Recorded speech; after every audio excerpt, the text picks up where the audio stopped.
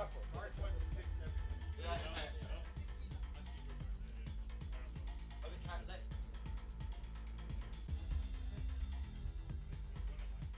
Cat what? He likes his cat. Yeah, we're here.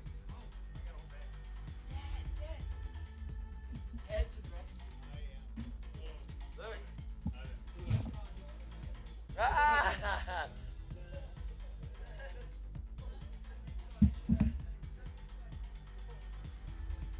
You can do it. Friends forever.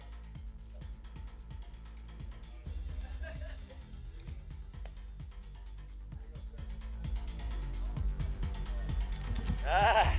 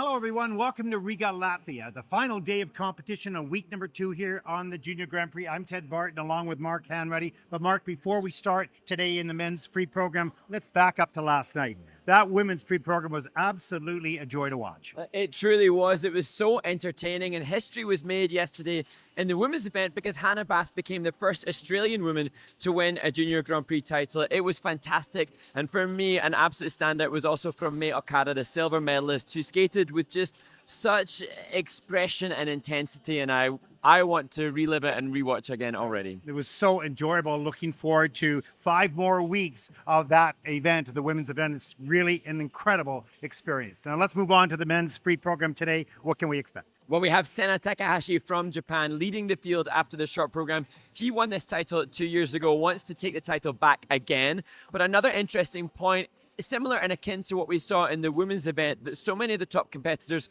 come from different skating nations, and of the top 10 men after the short program, there are 9 different skating nations represented, which is a great testament to the diversity and the success of the sport in different places. And as we have learned last year and for many years in the past, anything can happen in the free program. There's lots of jumps, there's lots of spins. You can have a disastrous day or a great day. So there can be lots of changes. The men's free program begins right now.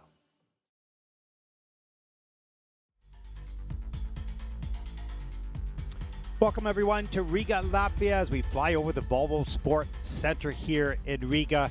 It is the final day of competition, the men's free program coming up. I'm Ted Barton along with Mark Hanratty.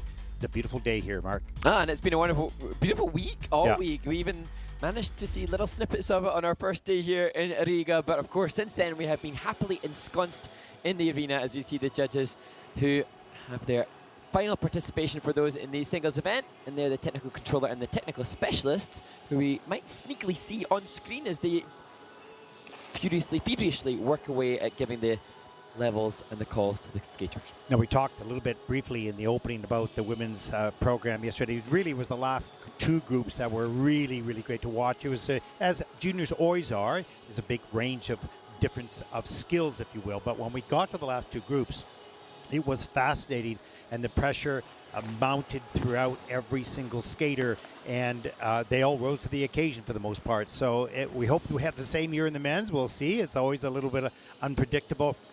But we have a good group of the last 2 groups are good. Pretty strong. For sure. And you know, I think sometimes that because we are treated to seeing so much amazing skating, that the brilliance of some that are yet to come in the remaining groups, you know, can sometimes on occasion dull the appreciation for some of these skaters. True. You know, but that said, you know, if anybody's new to the viewership of this sport, everybody here, whether they're doing double jumps or triple jumps, will have spent likely at least 3 years of their life, utterly committed to skating as the primary focus of their being. So, you know, at Junior Grand Prix, there are no minimum technical element score requirements. But that said, everybody here, like I say, has committed their life thus far, their tender age thus far to the sport. No, it's a good point. And we, you know, in our openings, we talk about the final 2 groups pretty much, or those that are fighting for points and fighting for medals, of course. But they're not just brilliant performances. Yes, they're at a very high level technically compared to the first 2 groups. However, when you have a personal best and your limit is maybe the double Lutz or maybe getting that first double axel done in competition, the feeling coming off the ice and the brilliance of that accomplishment at that stage of their career is just equal to that of the last 2 groups. It's just not the same level at the point, but the great joy of accomplishing something on a world stage is, and we shouldn't forget that, and we don't. No, but good for those that are, you know, less familiar with the sport to appreciate it. You know, I was just thinking that when yesterday I was doing some prep and analysis for this, and I was looking at the result as we chatted to Olympic bronze medalist who's here as a team leader, Piper Gillis from Canada, and she was recanting, or I was recanting some of her Junior Grand Prix participation. And upon looking at her results from an event in 2007, I saw skaters who were last in the competition and second last in the competition who went on to become 3-time Olympians. Yeah, absolutely. And so then also, as we look ahead to some of the other interviews that you'll be able to enjoy throughout the course of this year's Junior Grand Prix series in our Edge Talk chat, we spoke to Nika Agadza, and his Junior Grand Prix experience had him in 14th place, which is still an admirable result, but wouldn't necessarily predict that he would go on and win an ISU European Championship. So, just confirming that the results of this and the skating that we'll see will all be admirable, but it doesn't prevent skaters from going on to achievements that you wouldn't predict at this stage. Yeah, having so-called sort of natural talent is no guarantee. It's usually those ones that, talent, hard work beats talent if talent doesn't work, Yeah. right? So, when we see these skaters, it may be a longer journey in the first few groups, but at the end of the day, no one remembers this. They remember, where did you finish, right? So whether you have a quick ascent and a short career, or whether you are struggling in the beginning because you're just learning, but you have a passion for the sport, but you hang in there and you learn over the years, it doesn't really matter. It's incredible. But what we saw and what we witness every day is the pure love of skating. No matter where you come from around the world, no matter how good your skill is, no matter limited resources you have, they're here because they want to be. It's not easy to step on the ice by yourself with the eyes of thousands of people around the world watching you, knowing that you don't have all the difficult elements at that stage, but still loving and wanting to compete.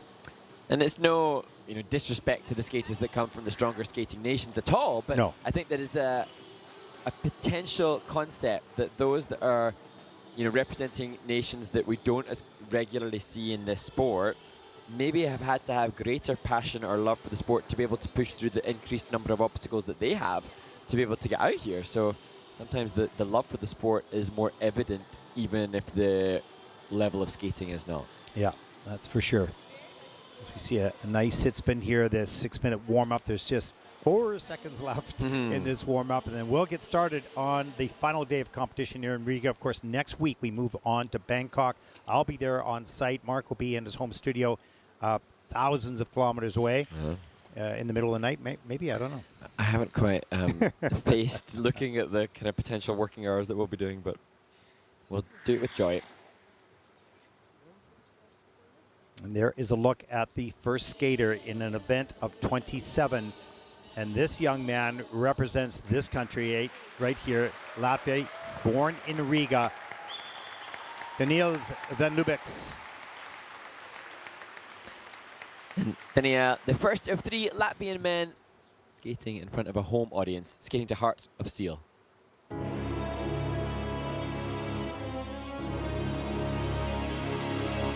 Sometimes gotta let it go. Sometimes gotta look away. Sometimes just gotta know when to stick your middle finger up in the air. I cannot explain, tell you how I feel. Life is just a game, and I'm playing for the win. Don't be scared to say just what you think. 'Cause no matter how bad someone's listening, don't get what you say, don't get how you feel. Get out of my way, guess I got a heart of steel.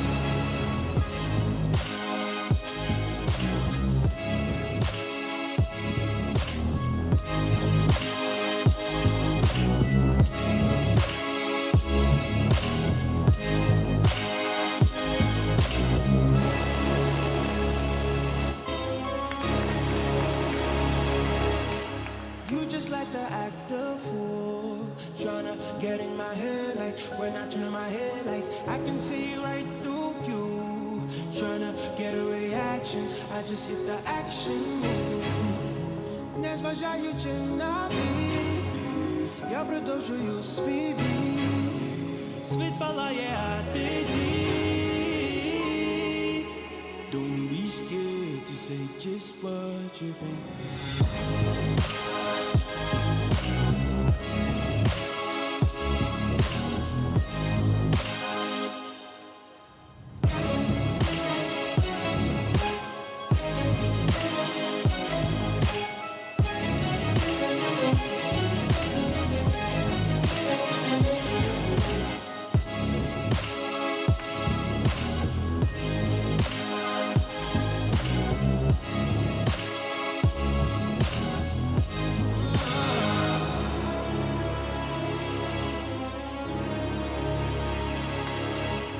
You just like the actor fool, tryna get in my head like when I turn on my headlights. I can see right through you, tryna get a reaction. I just hit the action move. Nezważajucie na bit, ja produżuję swój beat. Sweet balaje, a ty deep. Don't be scared to say just what you think. Cause no matter how bad someone's listening, don't get what you say, yeah, yeah. Don't get how you feel. Get out of my way, yeah, yeah. Cause I got a heart of steel.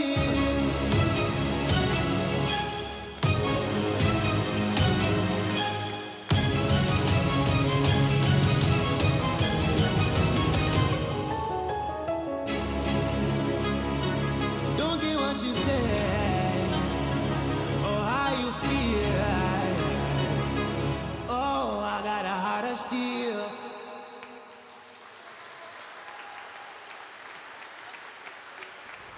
Sixteen-year-old Daniel van Lubecks representing the home nation, the first, as I mentioned, of the 3 Latvian competitors, and he having the opportunity to compete at this Junior Grand Prix by virtue of the Latvian Federation hosting this stage. And what an opportunity for this skater, and a completely crazy experience it must be. He has had a practice earlier today, as have all the men in this group, at 7:15 on this rink, and then waiting around for his turn, and an enormous moment for this young skater.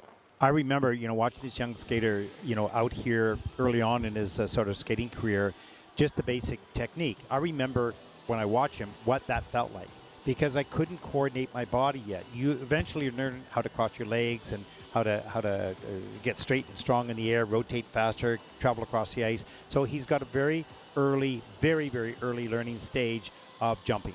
He's powerful enough to get up in the air, get around, and somehow land the jumps, but in the right, that one was a pretty good one to start with. We see some of the other jumps a little bit later. Let's take a look at some of this. Here's the double axel, and he gets it kind of done on one spot, so not traveling across the ice. But this is just early stages of development, and through his power and his ability, his athletic ability, he's able to do these jumps. Well, no, not at the high level yet. But interestingly, Daniel looked best in the air when he did the opening triple flip. Yeah. So it looks maybe like he'll release a whole load of more proficiency when he's turning all of these doubles into triples. I think the toe jumps are a little bit better for him than the edge jumps. We can see him winding up here for a loop jump here, curves around. That actually was pretty good in the air, but not the position on the landing, the relay taking it back. There's lots of little mechanical things that he'll be working on. It's fine because we all start out at this level, right? We all start out figuring out, where's my body? It kind of feels weird. Why am I not landing this? And you sort it out in time.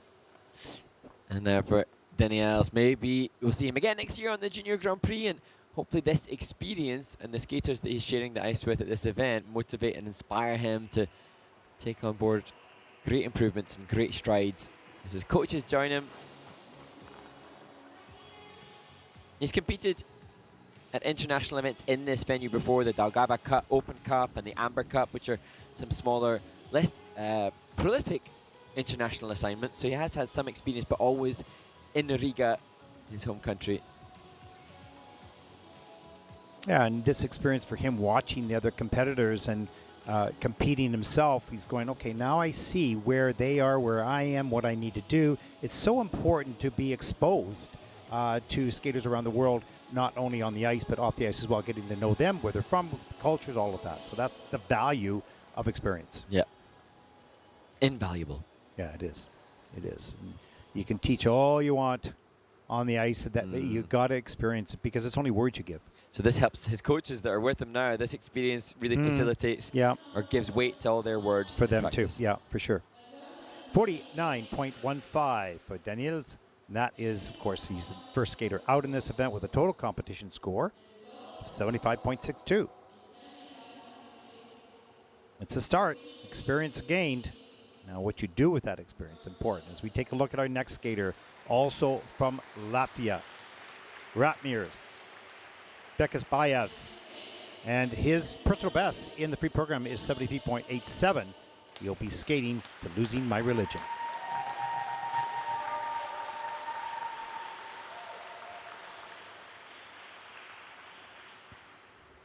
Ratmir will open his pre-skate with his most valuable jumping pass. He intends to start with triple loops in sequence.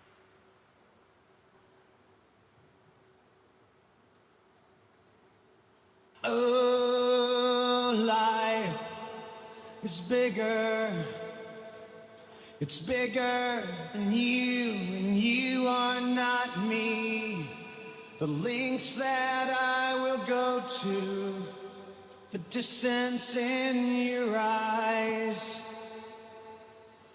Oh no, I've said too much. I set it up.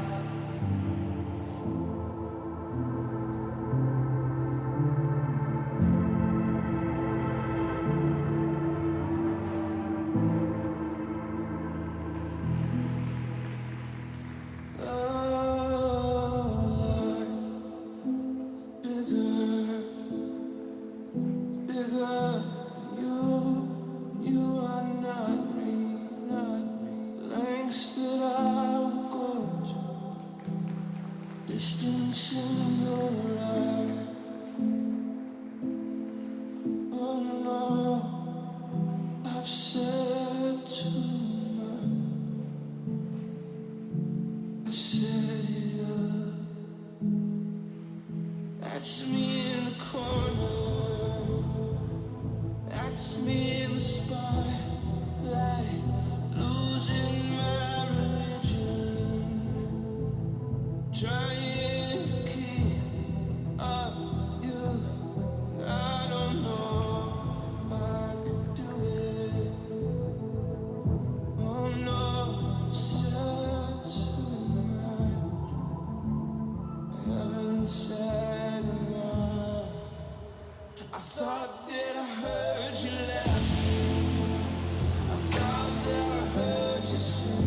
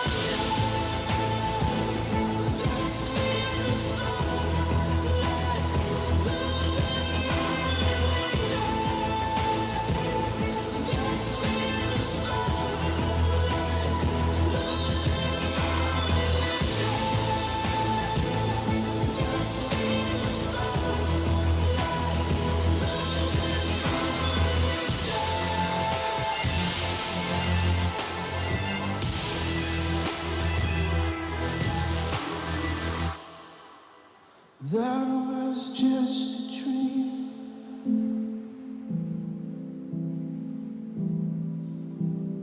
That was just a dream. Just a dream. Just a dream.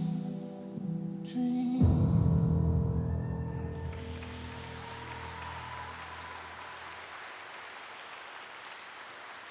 Well, interesting, Mark. We were talking offline, at the beginning of the program. Nice timing and technique on the double jumps, but on the list it has them as triples. So we thought, well, maybe he's injured. Yeah. Maybe the toe jumps aren't comfortable because he whips off the triple Salchows a little bit later in the program. He rotates pretty good. I'm going, okay, what was wrong perhaps with the left of the foot? Could be an injury. We don't know. But what was really interesting about Ratmir Bekasbayev from Latvia is his presence in the program. There was a moment which I really appreciated. He did a knee slide as part of his choreo, stumbled a little bit and smiled in reaction to it. He seemed to be in the moment and has a pragmatic approach as we see that the intended double loops just into intended triple loops turning into a double with single axle and double toe. But I think that was intentional. There was no way that he was really going for that because it didn't look like a pop from triple to double. It looked like an intentional double.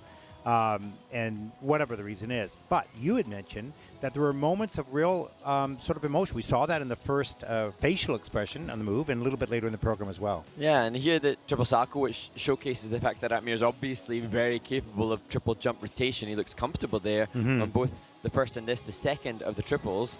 But even the music choice, Losing My Religion, by this time by Future Royalty, originally by REM, he was, committed to and passionate on occasion with. Yeah. Yeah, you could see that. It was, he didn't carry it all the way through in the program, but it is in him. Like, you don't do that because you're just told to do it. You can feel it if you can see it. Yeah. And that we did, periodic. It wasn't all the way through the program. But intentional, I'm sure, at the beginning of the program, the Lutz, the toe, or the flip, those things were planned to be double, although they're listed as triples in the planned program. And he rotated really nice on the triple salto, so you can see he can do it. Maybe not tonight, at 70.98.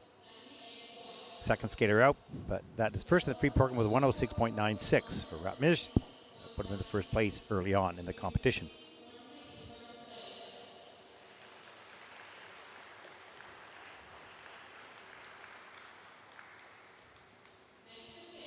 From Armenia, Albert Garibian, 15 years old. This is his first Junior Grand Prix event. This morning, as I was heading down to the gym early this morning, Albert was heading out to practice here in this venue. Looked happy and excited to be here. Maybe not so happy and excited at that time of the morning to have to skate, but now it's his chance to shine in front of the judges as he skates to Il Volo by Il Mondo.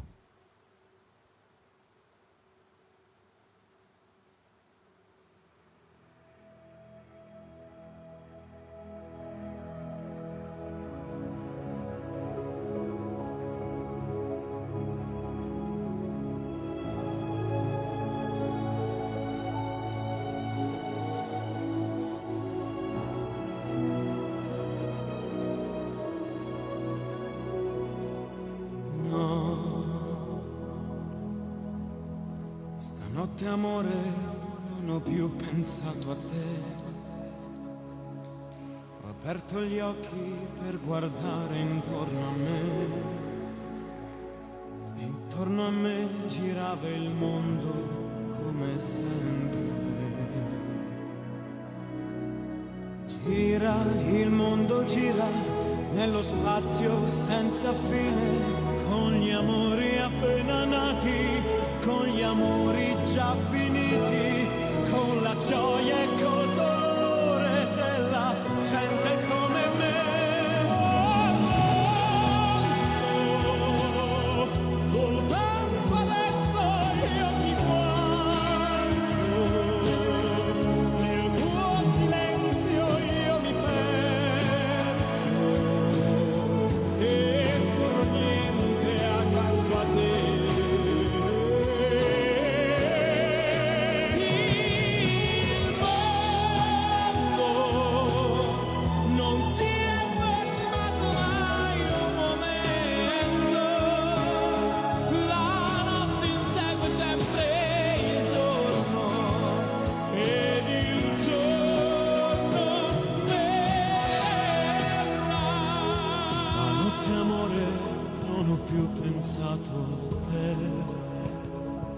Ho aperto gli occhi per guardare intorno a me. Intorno a me girava il mondo come sempre.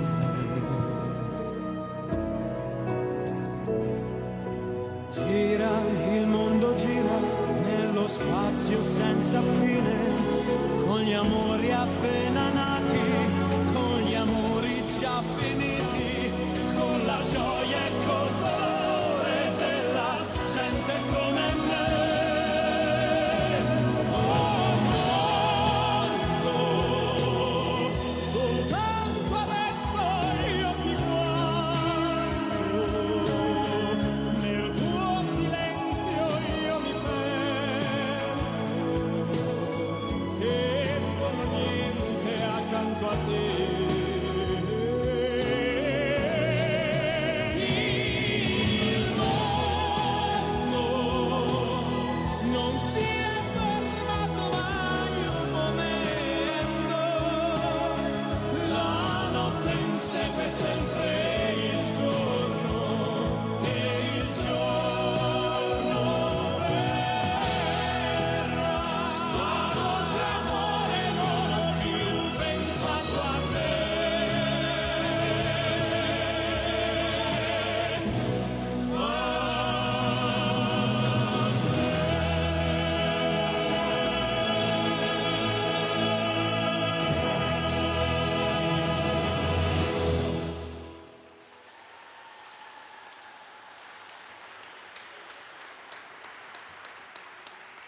Well, Mark, interesting. He has a beautiful spread eagle, which was not only for the transitions, but it was also strategic to set himself up for the jumps to make sure he doesn't whip the body around. He used that on the entrance of about his first 4 jumps, I think. But I think it helped him in some areas. But you also mentioned, and we all said in the production room, the passion of his performance to that music. Oh, wonderful. And, at the beginning of the program, he had a lovely back spiral, and as you mentioned, the lovely spread eagle. And here in this Ina Bauer, you can tell this is a skater, Albert Garibian, representing Armenia, was utterly invested in his emotional interpretation to the powerful piece by Il Mondo. Here's that spread eagle entering into triple salto.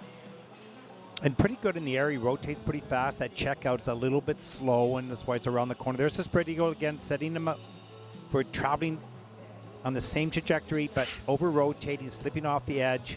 So he's getting the setup well. He's getting the takeoff good. He's getting the air rotation fast. It's just the landing, but that one he did nicely. And I think Albert, as we look at this double lutz double toe, which was later in the program, as we often say, the management now moving forward, because of course with triple jump, triple saltos included, he's going to be eager to push forward to do more of the triple jumps, but also just devoting that time to the backwards crossover. So a little bit choppy, a little bit short with each strike of the blade, trying to increase the length of time of each push to push those skating skills. And, it's a really good example. We've talked a lot about this, is seeing the different stages of development. So it's not that these skaters are poor skaters. They're certainly at this stage of development. How do you get good? No one starts at the highest level. You have to work your way through these. And what Albert did showcase here with his expression is something that we'll all enjoy watching. When he has increased confidence and security across the ice in his skating skills, then that wonderful emotional ability that he has will just flourish. Yeah. As his coach makes sure that he sends a wave back home. No one's going to say to him, listen, we're going to need you to work on the emotional connection. We don't see any of that. It's in him, and he brings that out. For sure, it'll get refined, no question, but it's in him naturally. Oh, look at all that Support. positive reinforcement and support.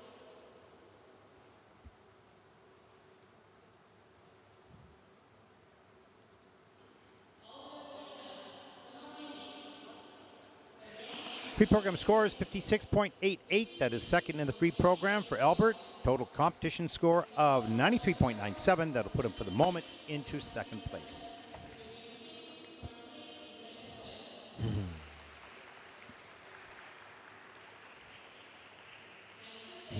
Our next skater represents Spain, 17-year-old David Escribano Salvador. This is his first junior Grand Prix event. And David is the skater who, in the short program 2 days ago, his skates hadn't arrived till within an hour of his short program performance. So understandably somewhat, he struggled through that because he hadn't had the chance to practice.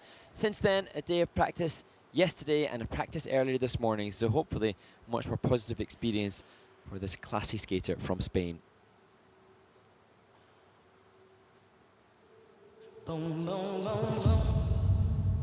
I'm gonna shoot you right down, right off of your feet. Boom, boom, boom, boom.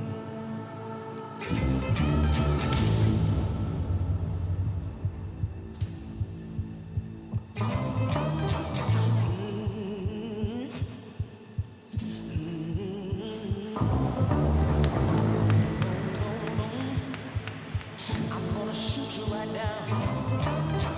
Bang, bang, bang, bang. Right off your feet. Boom, boom, boom, boom.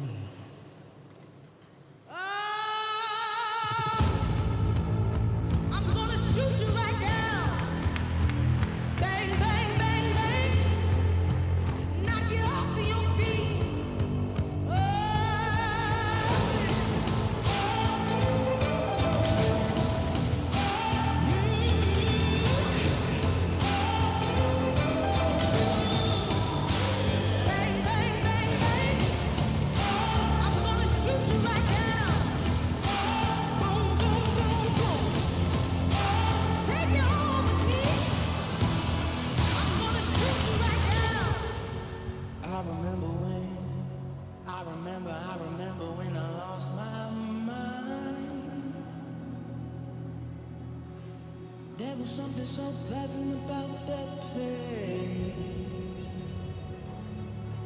and so much space. And we're out there without care. Yeah, I was out of touch, but it wasn't because I didn't know enough.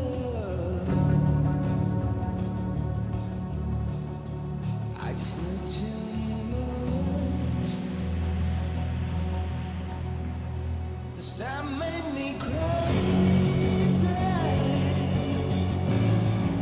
This time made me crazy. This time made me crazy. Possibly.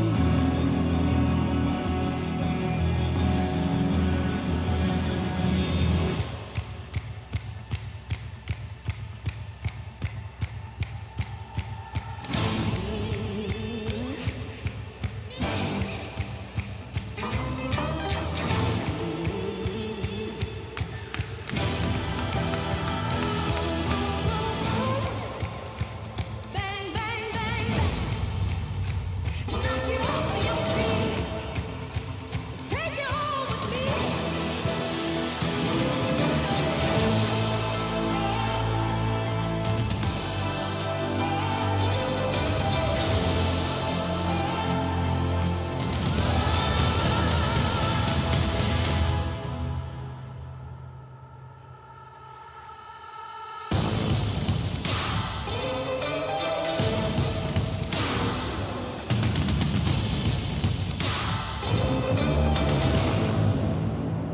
Boom, boom, boom.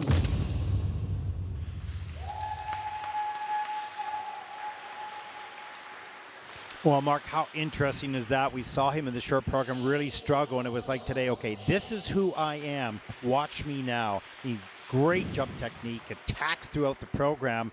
Really wonderful, and it's difficult for him to not have his boost, and he wanted to show in the short program, but he did it here in the free. And in many ways, as we see his flag waved in the audience, what David Escarbano Salvador has done here makes me respect all the more the way he conducted himself in Yeah. the Kiss and Cry Yeah, in the short totally. program, because the lack of skates prevented him from delivering, and now we get a much greater reflection of his capability when we see that triple lutz double toe that opened the program. So much speed, flow, and ice coverage. Great momentum off his takeoff edges. You can see the distance in the air that he travels. Here's the second triple lutz. Forward on the landing, touches the hand down. But the mechanics of all his jumps are excellent. Look at the spread eagle into this triple flip. And little choreographic makeup to cover up that little step out. But nevertheless, triple salchow. Really wonderful technique. Good flow. Yeah, good work by Jordi Lafarga, the coach, and many coaches that are working with him. And, you know, my thoughts upon watching David there, especially on that last triple salchow, were just, this is a skater who has been given a technique by the coaching team that facilitates quads. Yeah, you can. Yeah, a quad comes out of that. It's never easy, but when you look at the mechanics, you're going, okay, this should not take too long for a quad. It's going to be how quick he can get in rotation, how straight and strong he can be in the air, because the takeoff is superb and the momentum going in is wonderful. It'll help him carry through 4 rotations. And again, as I mentioned, just we saw a Kiss and Cry Warriors coach after the short program just seemed so grateful that his skater had gone out without skates, and now this just so much more a reflection of what the athlete is capable of and a little insight into the potential future.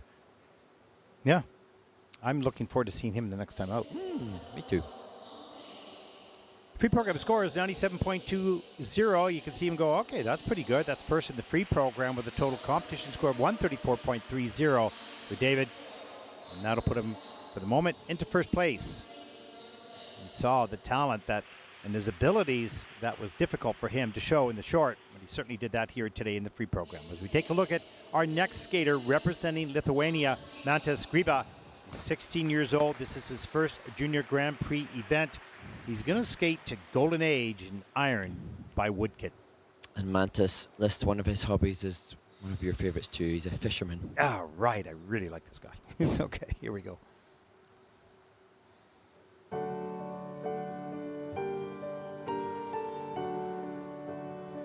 walking through the fields of gold. In the distance, bombs can fall, but we're running free, facing light in the flow, and in the cherry trees, we're hiding from the world, but the golden age is over, but the golden age is over.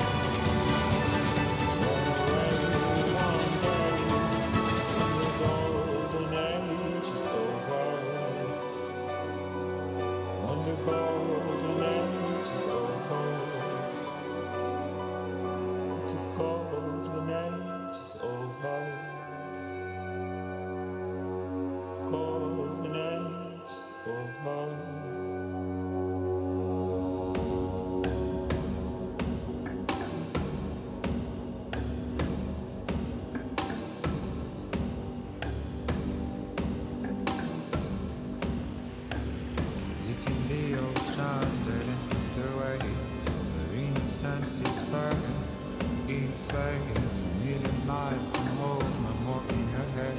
I'm frozen to the bones. I am a soldier on my own. I don't know the way. I'm riding up the heights of shame.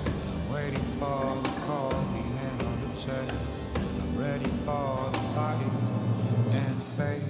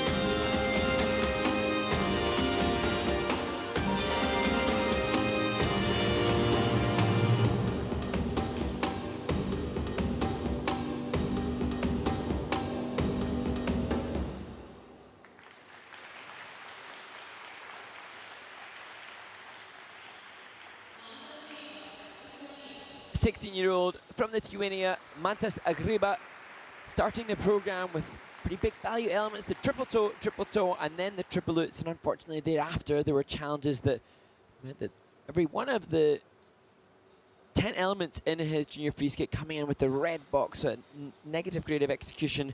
Narrowly on many of them, slight negatives on the grade of execution as he makes his way through the development of his free skate. This was one of the highlights. Yeah, it was a beautiful triple toe loop. Gets up to the second one as well. You can see he can do these jumps. Didn't all in the program for sure. Triple lutz. He gets that done, and that's clean. The first two elements were pretty strong.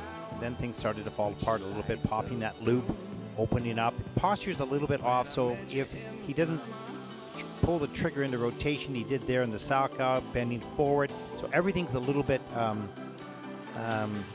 sloppy, I suppose, to a certain degree. I'm not sure.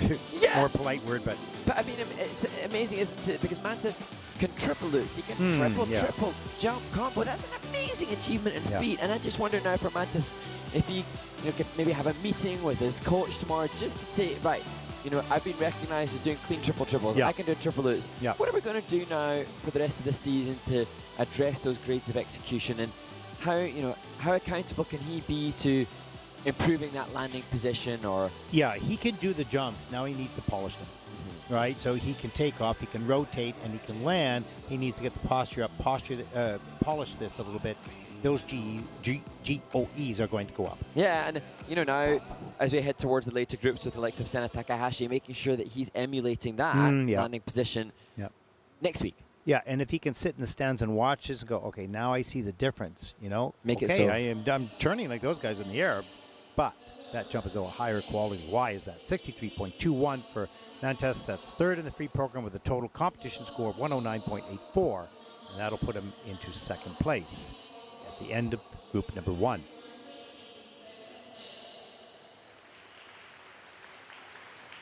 And there is the top 5, the first 5 skaters in this event, their standings. And we're going to take a short break during the ice resurfacing. We'll be back with 4 groups, but as we go to break, what do we have coming up on the video playback list? Couple of interviews and a must-watch moment. So we will start with the winner from Shan City last week, Lev Lazarev, who won the men's event triumphantly.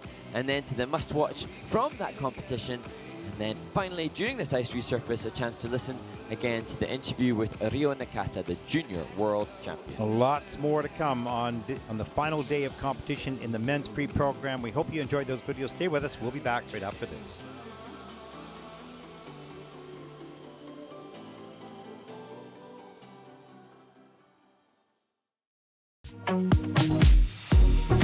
The men's champion here in Xi'an, Lev Lazarev, neutral athlete, outstanding performance in both the short program and the free program. Are you proud? Are you happy with your performance here in the first Junior Grand Prix? I'm so happy about my performances, but I can say that my free program was just wonderful, amazing, because of course I have led in all my quads. I did 4 quads, but I didn't do all my choreography there, especially in the second half after the first spin before the second quad lats, because I need to concentrate about my quad lats, so I didn't do as much choreography as I needed. Okay, and so how do you change that as you move forward? Of course, you'll have another Junior Grand Prix. You said just off camera that you kind of not prefer the short program, but you don't have to do the quads there, so you can have more skating skills. So working now, are you going to work on the presentation and on the elements between the jumps?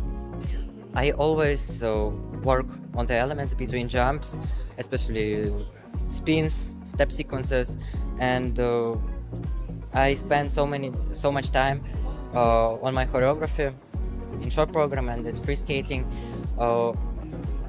I'm happy about how I skated choreography in short program, but I think I need to put more energy in step sequence, so I'm gonna work on it. Well, it must be a very proud moment here. You've had 2 good programs. You take the title here. I assume that you're going to another Junior Grand Prix. Do you know which one? As I know, I will go to Thailand. To Thailand. Well, we'll look forward to seeing you in Bangkok. The champion here in Xi'an, Lev Lazarev.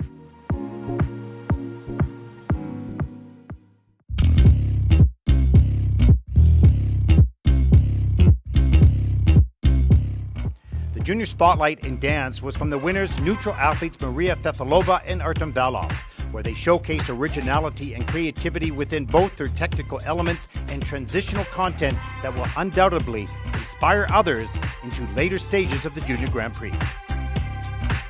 The Junior Spotlight in pairs came from neutral athletes Polina Shesheleva and Igor Kodakov, with a spectacular display of high technical difficulty, extreme skating skills with speed and flow, and attention to the connection with music. It was the highest overall score in Junior Grand Prix pair skating history. In men's, the Junior Spotlight goes to the neutral athlete champion Lev Lazarev, who delivered 4 quadruple jumps with other quality elements and a high level of program components, producing an insurmountable score as he took the title by 20 points over the next competitor. In the women's junior spotlight, it was dominated by the neutral athlete Sofia Zepka, laying down two clean, difficult, and dynamic programs, earning a dominating total points of 213.28, taking the title by 23 points over the nearest challenger.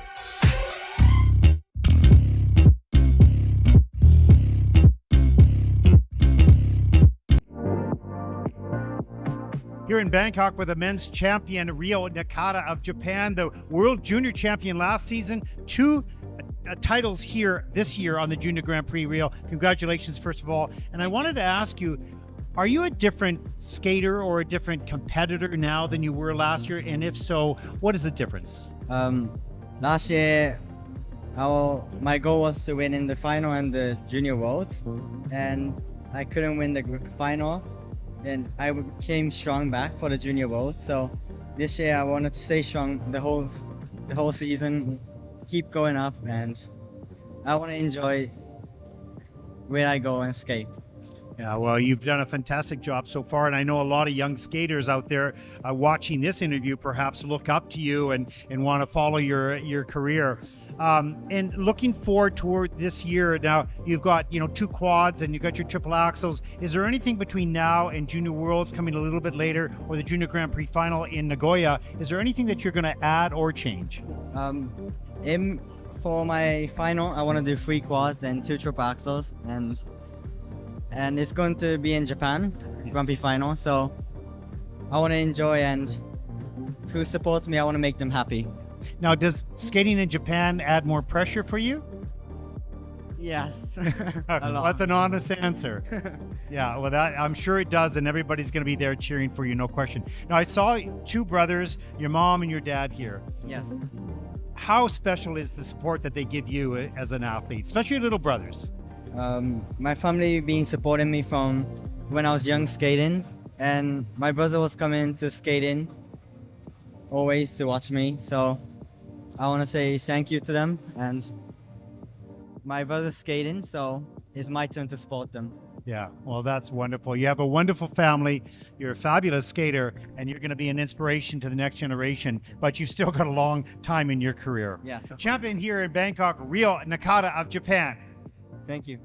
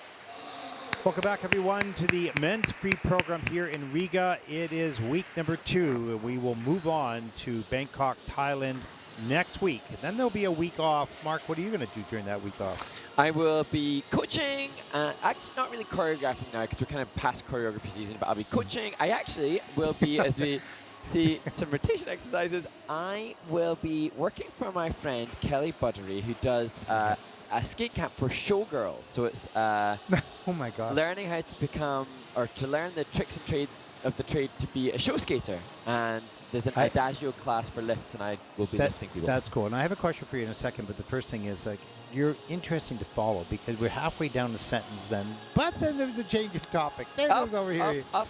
Yeah, bounce it off the wall. Okay, here's my question to you. You do a lot of adult skate camps. Yes. What is it that you love about that, and what is a skate camp for an adult different than your other skate camp, other than the age of maturity and just pure happiness? Well, it's so interesting because I love working with humans and skaters. The adult skating community is the one that I do the skate camps with most frequently, in part because I think that it's a little bit safer, because sometimes coaches can be very protective, understandably, of their young students. And the last thing I'd ever want is for coaches to think that I'm kind of poaching anybody's business. And I would never do that, but I know that it's also difficult for coaches when they are so desperately passionate to help their students towards success. If anybody deviates from the technique that they have. So I know that whilst, there's obviously some that are better at coaching than others, often what can be challenging for a coach is if their student is given different ideas on technique. Yeah.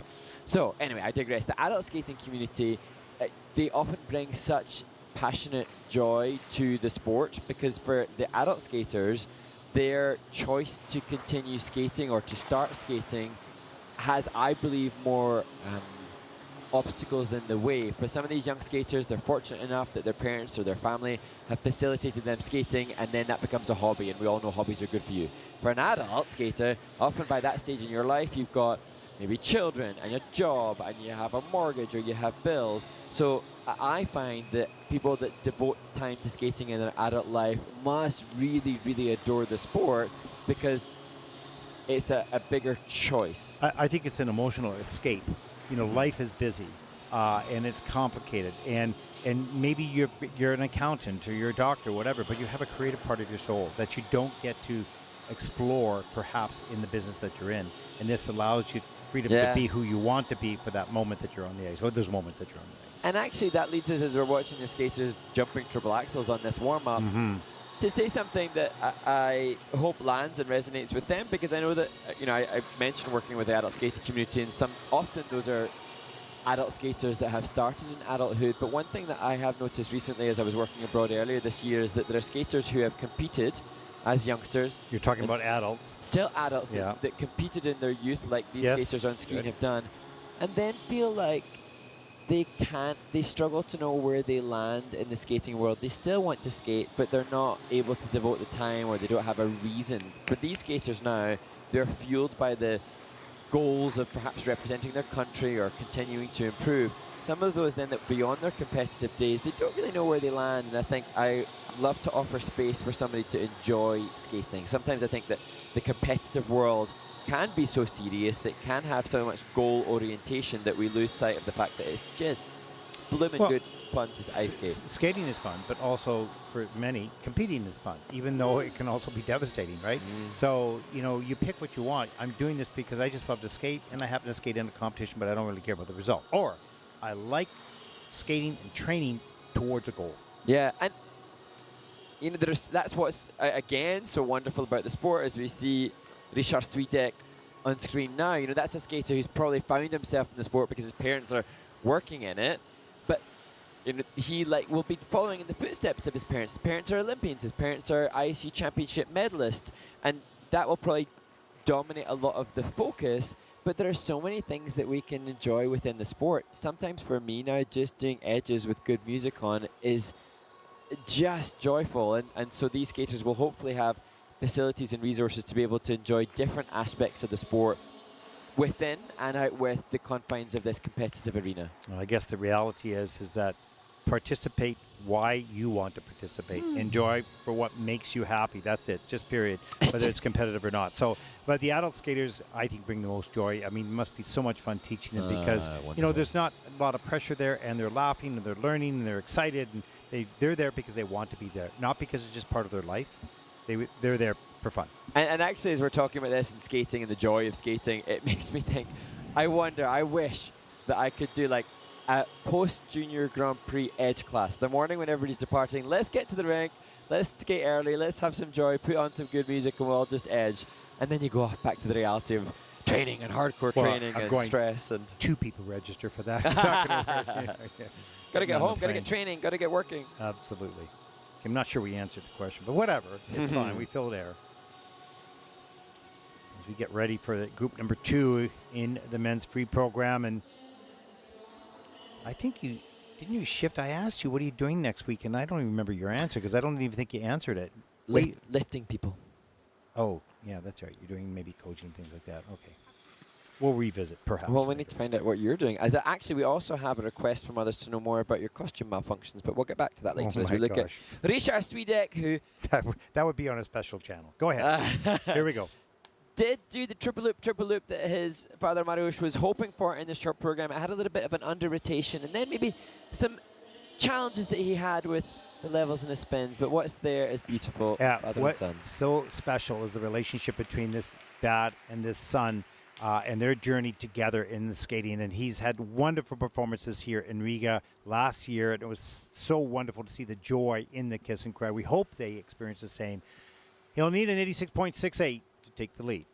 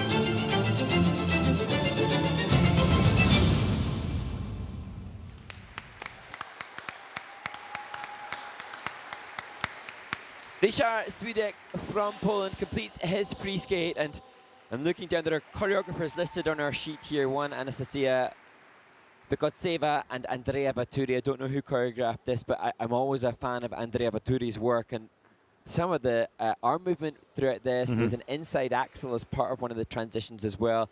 Really dynamic movement and showcasing the approach that Ryszard and his parents are taking to develop him in the second mark, really evidently showcased here today. Yeah, this is a big step up from a choreography perspective, or at least from his delivery of the choreography this year. So that was good. His jump technique is really good. He rises to the occasion in competition.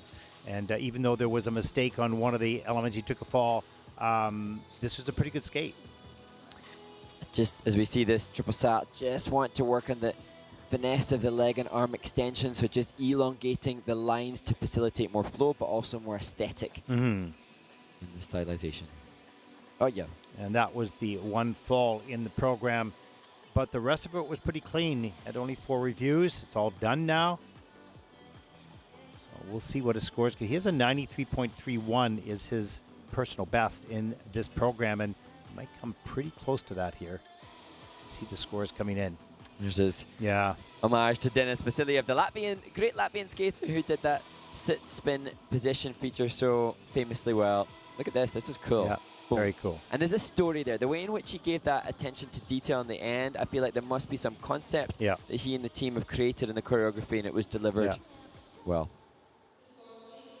A special moment. Kiss and cry, father and son, and we've seen many moms and daughters as well. As we take a look at the score, 93.15.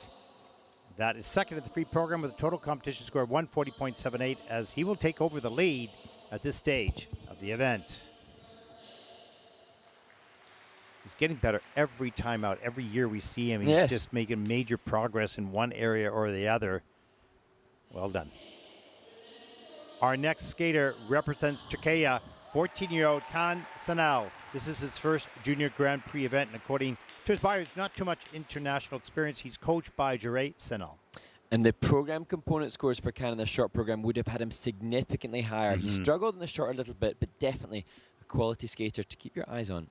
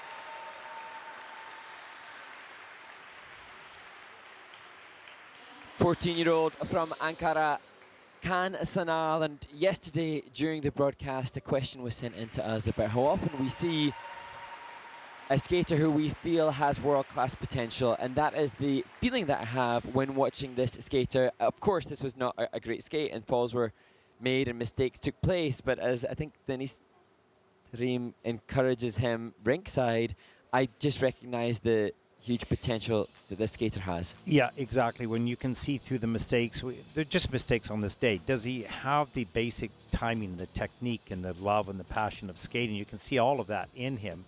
There's a nice triple flip, triple toe loop. Good work there. He's young. He doesn't have all the musculation that he will have as he continues to grow. And it depends also on his heart.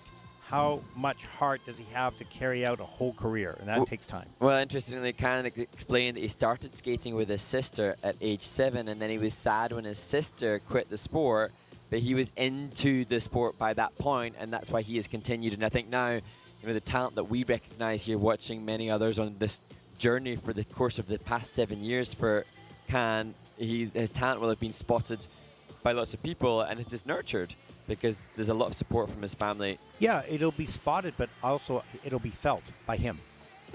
Yeah. Because, we can see it. It doesn't mean anything to him. It means, I'm feeling I'm getting better. Okay, can do this. Well, that was fun. That was great. He has to feel this progress. And if he does, even if we see it and he doesn't feel it, it doesn't work for him. He's got to feel it as well. And I think he does.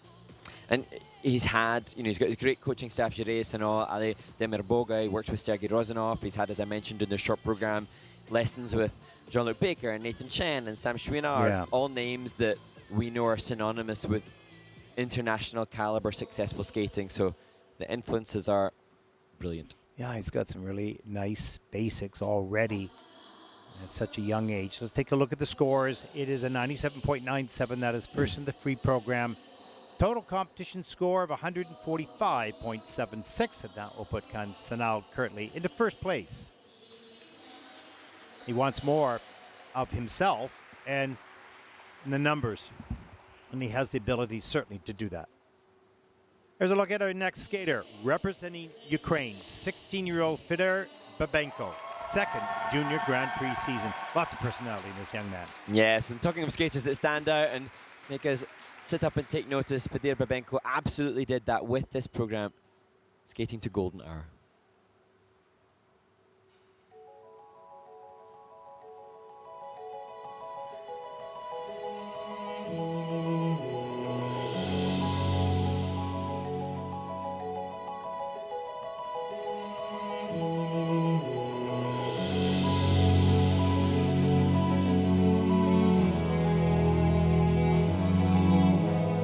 It was just two lovers sitting in the car, listening to Blonde, falling for each other. Pink and orange skies, feeling super childish. No Donald Glover. Missed call from my mother. Like, where you at tonight? Got no alibi. I was all alone with the love of my life. She's got glitter for skin, my radiant beam in the night. I don't need no light to see you shine. It's your golden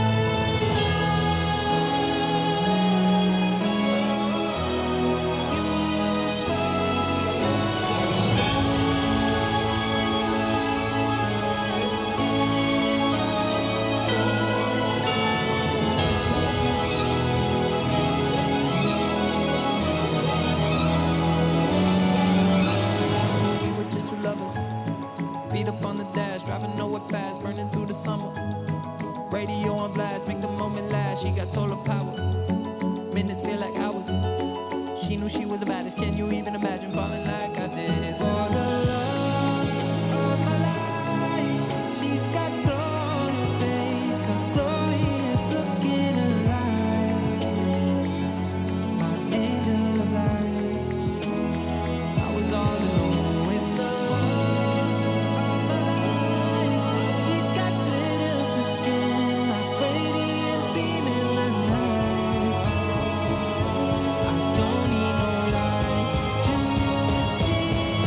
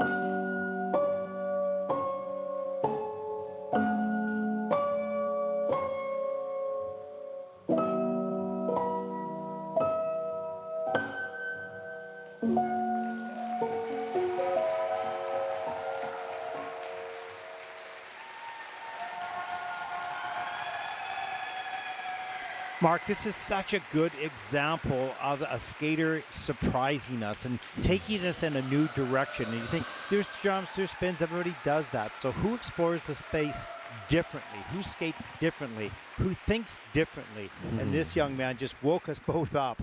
That was really a lot of fun. I thoroughly enjoyed watching Fedor Babenko when he competed on the Junior Grand Prix last year, and this was even better. And I actually think, as we look back at the technical elements, what was best about this triple lutz, I mean, unfortunate because this was the low light of the program, the fall on the triple. But Fedor Babenko, returning with another triple lutz, Lovely. showcased a really good rationale for one less jumping pass, because there were so many more choreographic movements as we see that triple loop, and his actual choreo sequence. I was thinking as we watched it back, here's the triple salto. You know, the jumping passes are not his strength. That double three turn out of the salto and then a weak landing on that second double axel, that has to have a negative grade of execution, as does, of course, that attempt at the triple flip. But his choreo sequence here was wondrous. The knee slide on one.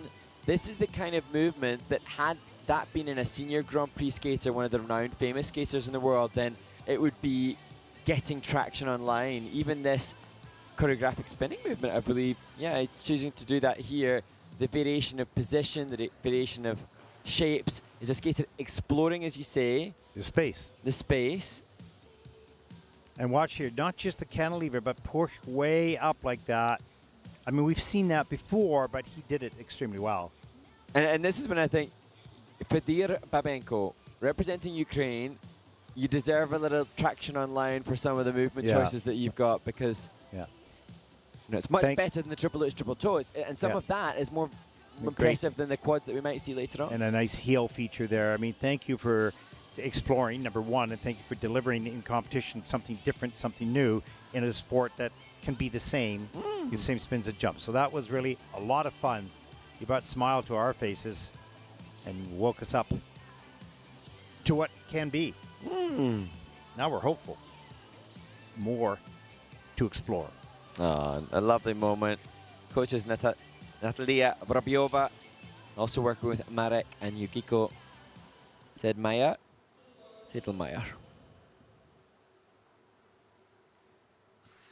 Well, let's take a look at the free program score for this innovative, creative, and sort of fun-loving skater. It must be fun to teach, that's for sure. Let's take a look at the score. 104.85. That is first in the free program with a total competition score. He looks pretty happy with that. With a 152.95, and that'll put Fedor Babenko from Ukraine into first place. Ah, nice. Very nice. No, thank you.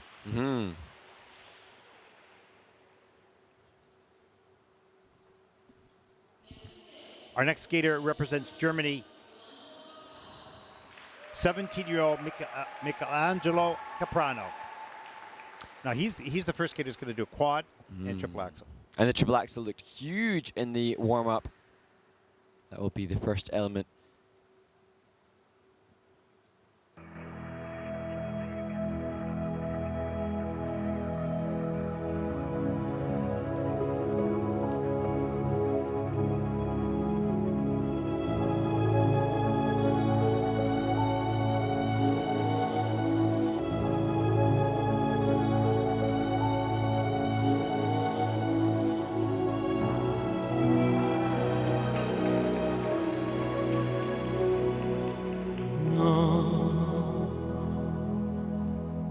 Stanotte amore non ho più pensato a te.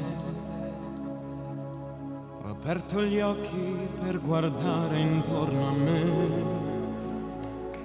Intorno a me girava il mondo come sempre.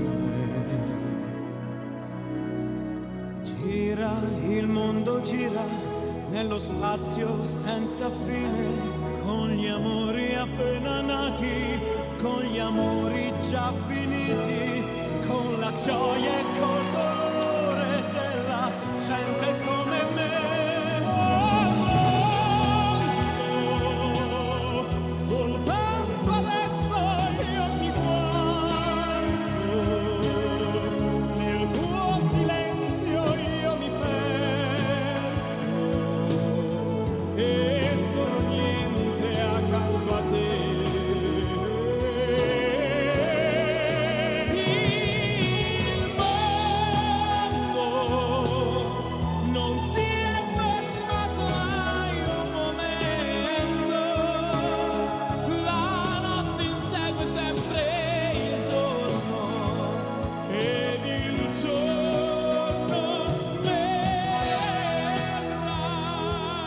Stanotte amore non ho più pensato a te. Ho aperto gli occhi per guardare intorno a me. Intorno a me girava il mondo come sempre.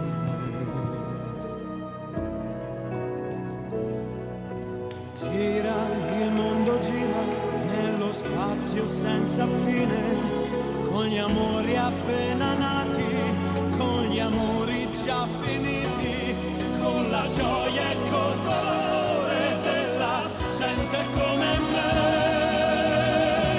Oh mondo, soltanto adesso io ti guardo, nel tuo silenzio io mi perdo. E sono niente accanto a te. Il mondo non si è fermato mai un momento. La notte insegue sempre il giorno ed il giorno verrà. Stanotte amore non ho più pensato a te.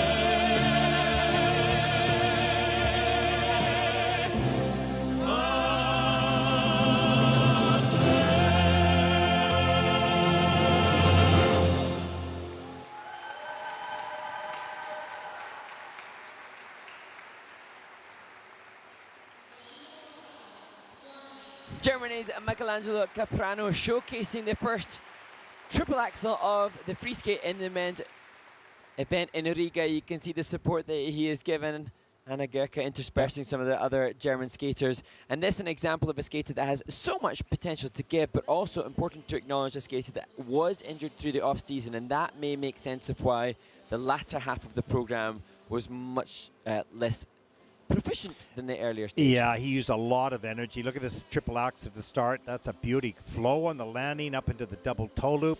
Does another triple axel. Not sure if I caught that. Here it is. Right off a step. Nicely done. Good flow on the landing. A little fist bump is there as well. Look at the energy he's putting in the beginning of this program. And we can see it's really exciting. But he ran out of gas a little later. So the timing of the technique started to falter a little bit. And that was a little risky. He didn't get enough height on it, but gets it done. No value to that necessarily. There's the triple loop. Now you can see the fatigue setting in. Having to catch up with the music a little bit. But, you know, nevertheless, powerful, exciting skater to watch. True. As Nicole Schott, former star of German skating, joins him now. She working alongside Michael Huth and Michelangelo's father as well, Daniel Caprano, on the coaching staff. But a skater who screams senior level quality in some regards. But he has the potential to stay in junior ranks next season as well. He's age eligible for one more year of juniors after this. Yeah, his senior level energy and excitement, the quality, it's just conditioning. He needs to carry through what he did in the first half all the way through the program. But so does everyone. Yeah, too true. And more run-throughs at altitude, a little bit of altitude at Oberstdorf where he trains. So he has that blessing with a few more weeks of the season training. This score will go significantly higher. Although, that said, it's important to note that in terms of his ISU appearances at events that secure the personal bests, his ISU personal best for the free skate is only 89 points, and this will be much greater than that. Yeah, exactly. And you know what's interesting to watching him skate? He looks like he's excited to skate. Like he's chasing it. He's said, this is a ball. This is fun. Let's go, you know. And that's cool. That can lead to, you know, losing control a little bit, but it's also part of the excitement. Let's take a look at his scores for the free program for Michelangelo. It is 113.62. That is his best score. It's first in the free program with a total competition score of 162.45, and that, for the moment, will put him into first place. I think Nicole just saying, yeah, it's good, but it can be so much more soon. Yeah, exactly.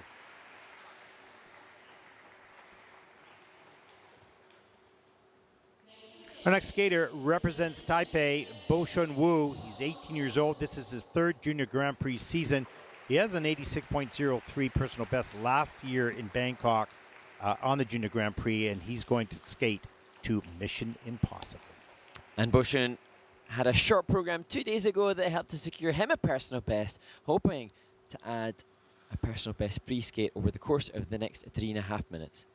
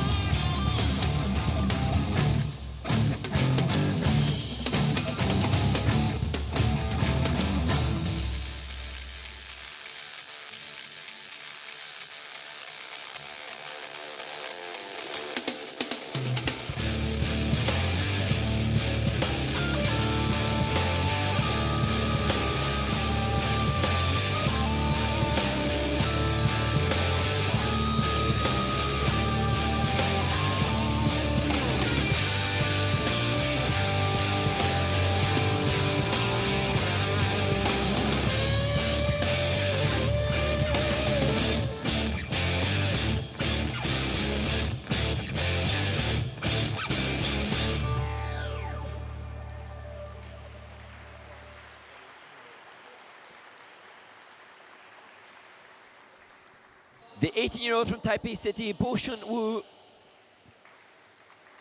at the conclusion of his free skate. And as we review what took place over the course of the last 3.5 minutes, interesting just to acknowledge that it seems so long since we saw Bo Shun-woo coming out for the warm-up, being the final skater after the warm-up, the long wait in which to prepare to go out and deliver this skate.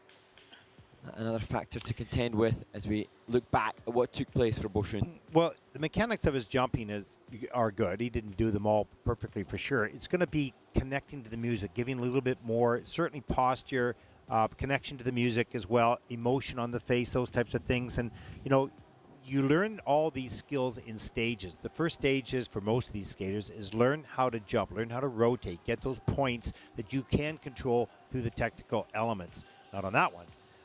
But then you've got to explore who you are as a skater, as a person, and that is little bit more revealing, and it's hard emotionally to explore yourself if you're not an emotional person. So he's got some work to do in that area, and he was working hard on that those 3 jumps and takes another hard fall. This was kind of cool here, the Really slide down cool. the ice. And I think, when we see the creative movement and as is showcased there in the choreo slide, for me, if the skater's not particularly naturally expressive or extroverted in their emotional output, then for Boshan, if he can simply work on engaging his scapula and his shoulder blades to make the movement just physically bigger, it will help to then provide a better framework for expression. And I remember as a skater myself, because I wasn't very expressive, but although I love music and I could feel it, there's no question of that, is that I had a battle in my brain. They tell me, give me more, and I'm going, really, more? That's going to look silly. What it should be and what you felt were 2 different things. 82.22, that's 6 in the free program. The total competition score of 132.07, and that will put Boshan Wu currently into 6th place.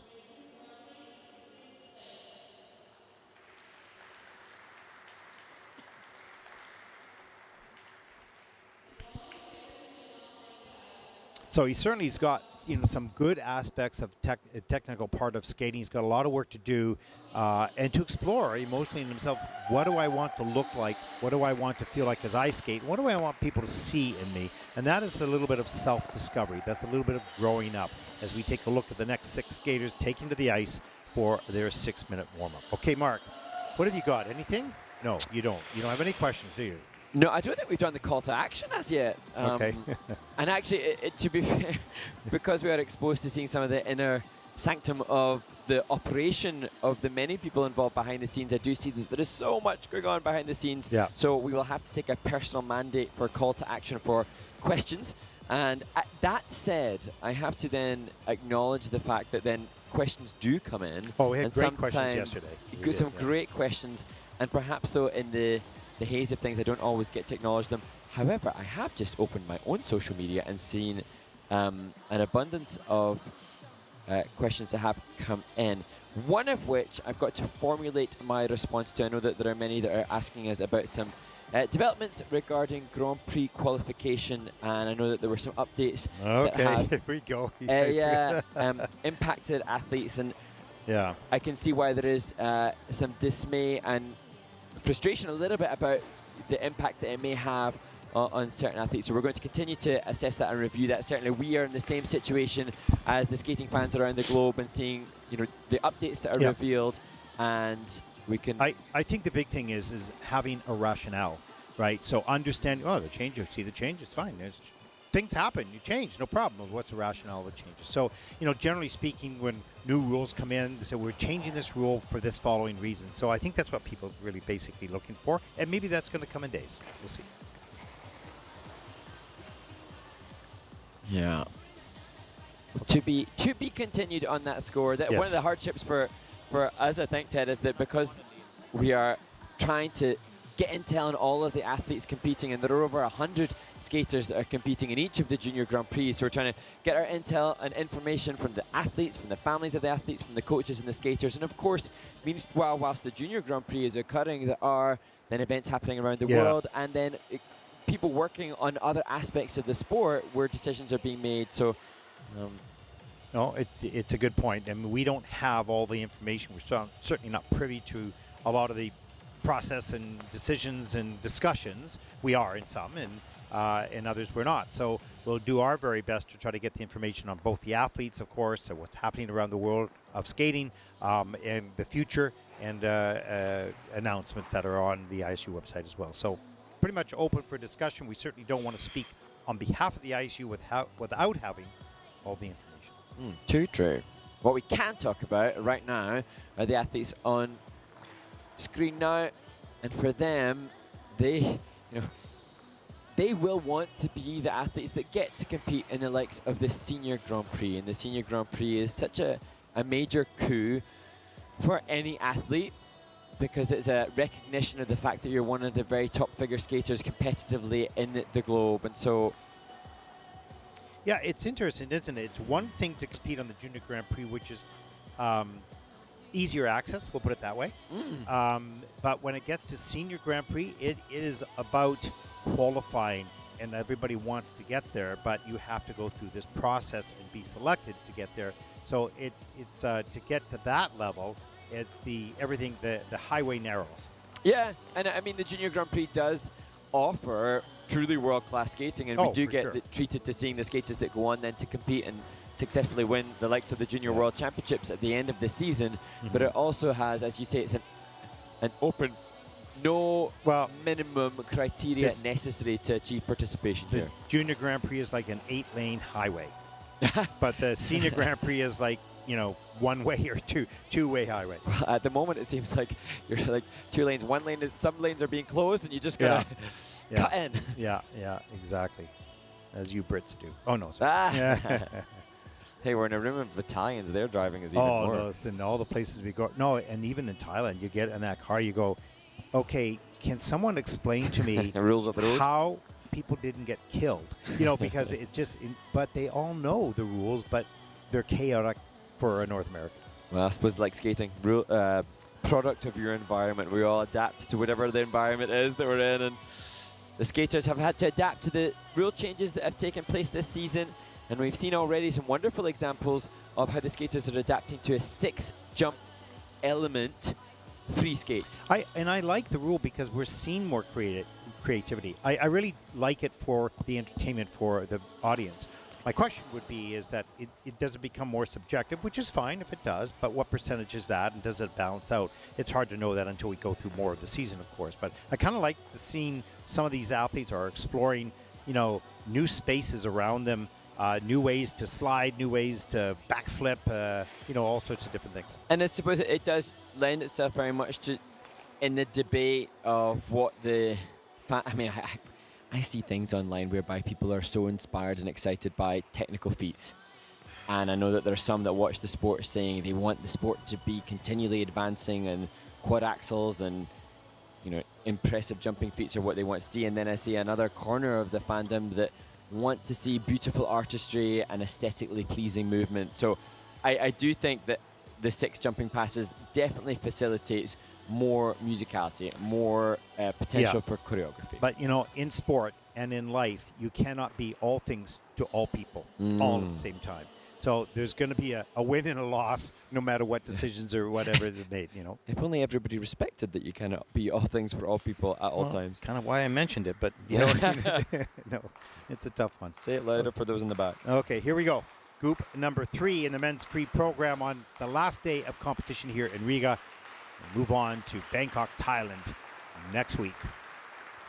Mark will be at home. Gardening. Okay. Our next skater represents Finland, 16-year-old Romulus Peltonen. And this is his first junior Grand Prix event. He'll skate his free program to I Am by Stan Walker.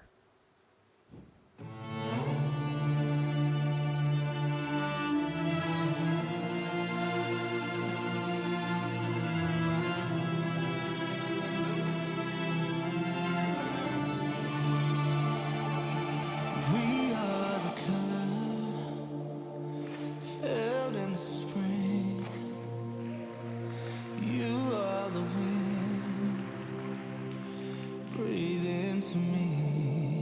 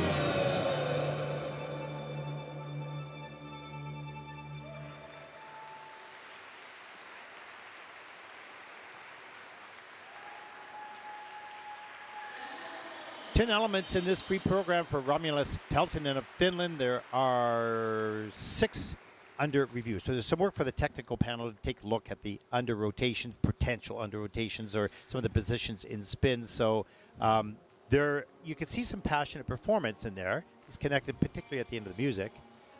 Technically, we'll take a look at some of these elements right now. There's the triple Lutz that look great on the takeoff and in the air. Gets the triple toe loop under rotation perhaps, but continues on to that double toe loop.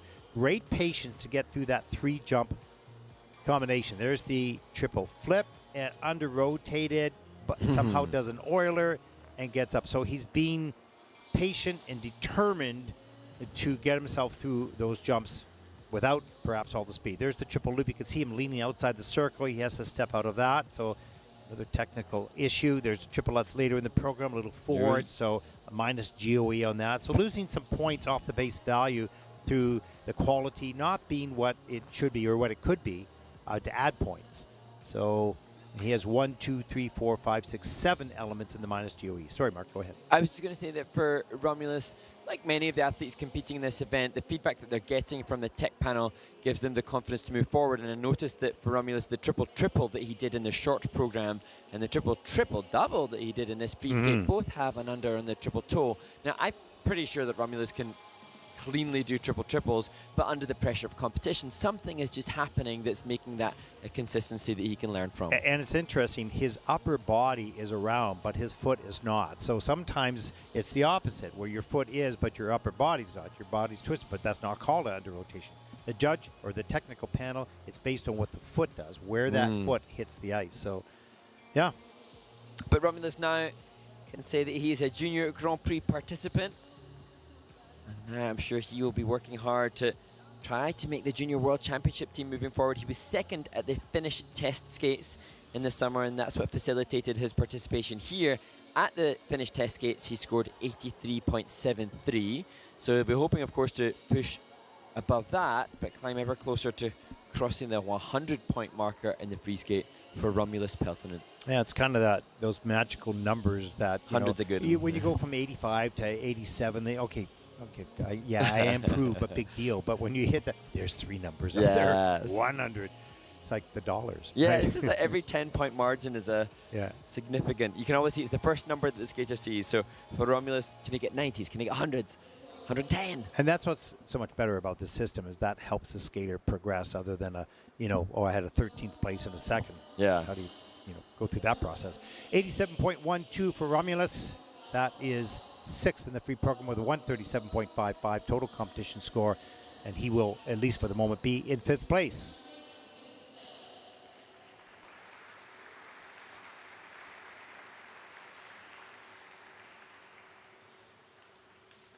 Our next skater represents Germany, 19-year-old Robert Wilt, his 2nd Junior Grand Prix season. He's coached by Ria Schiffner.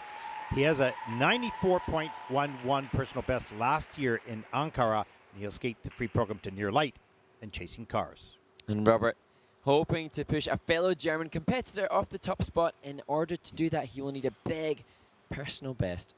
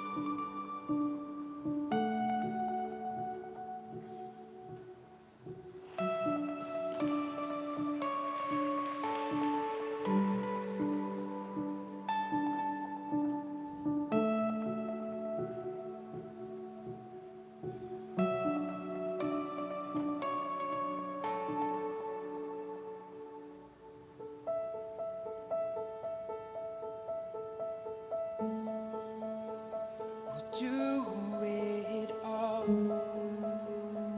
Everything on our own. If I lay here,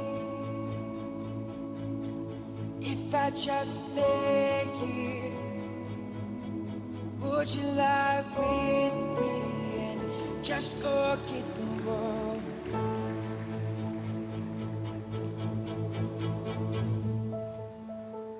I don't quite know how to say how I feel.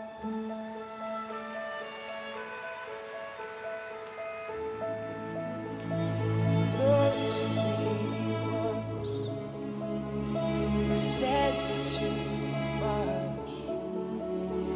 They're not enough. If I lay here, if I just lay here, would you lie with me and just forget the world? Memories roll, falling into show me a garden that's bursting into life. All that I am, and all that I ever was, is saving your perfect eyes.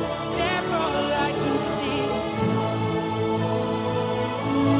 I don't know where,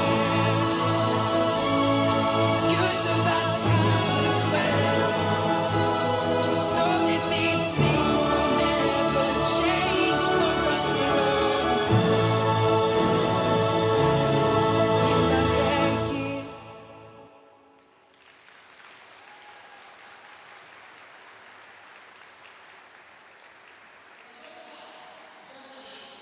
Robert built the second of the German competitors, and such a difference in the approach between Robert and Michelangelo, who leads the field currently. And I actually think that if you could take some of the best aspects of Robert's skating and combine them with what Michelangelo has, you'd have an even greater product. The program component scores are what Robert appears to be more comfortable with. He has a finesse to his movement which is enjoyable to watch, but doesn't have the same technical difficulty as that which we saw from Michelangelo as we look back.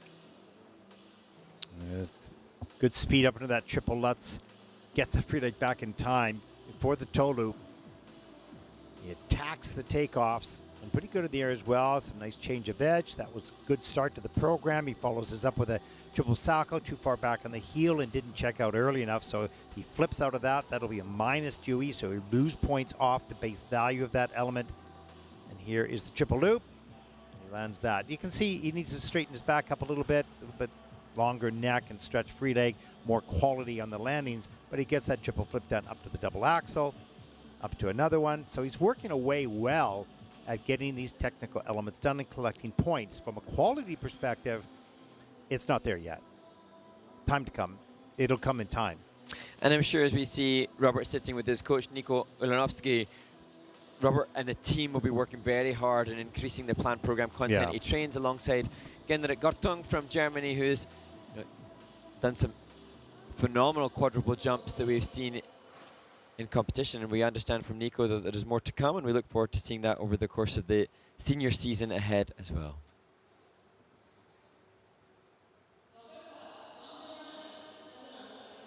We'll take a look at the scores. 104.43, that is third in the free program with a 154.89 total competition score. That'll put Robert Wilt from Germany into second place.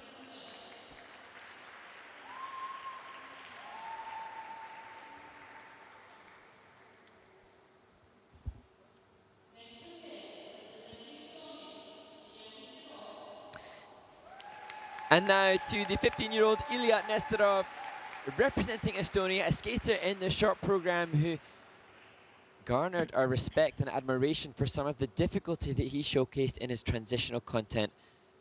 Talented youngster. skating to singing in the rain.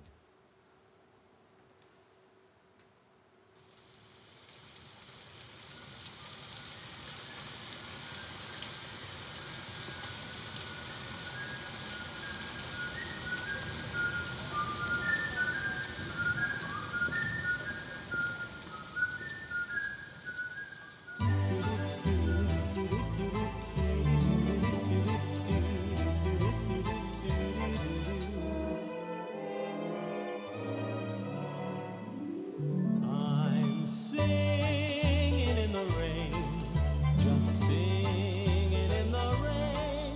What a glorious feeling. I'm happy again. I'm laughing at clouds so dark up above. The sun's in my heart and I'm ready for love. Let the stormy clouds chase everyone from the place. Come on with the rain, I've a smile on my face. I'll walk down the lane with a happy refrain, just singing, singing in the rain, dancing in the rain. Ya-da-da, ya-da-da-da. I'm happy again.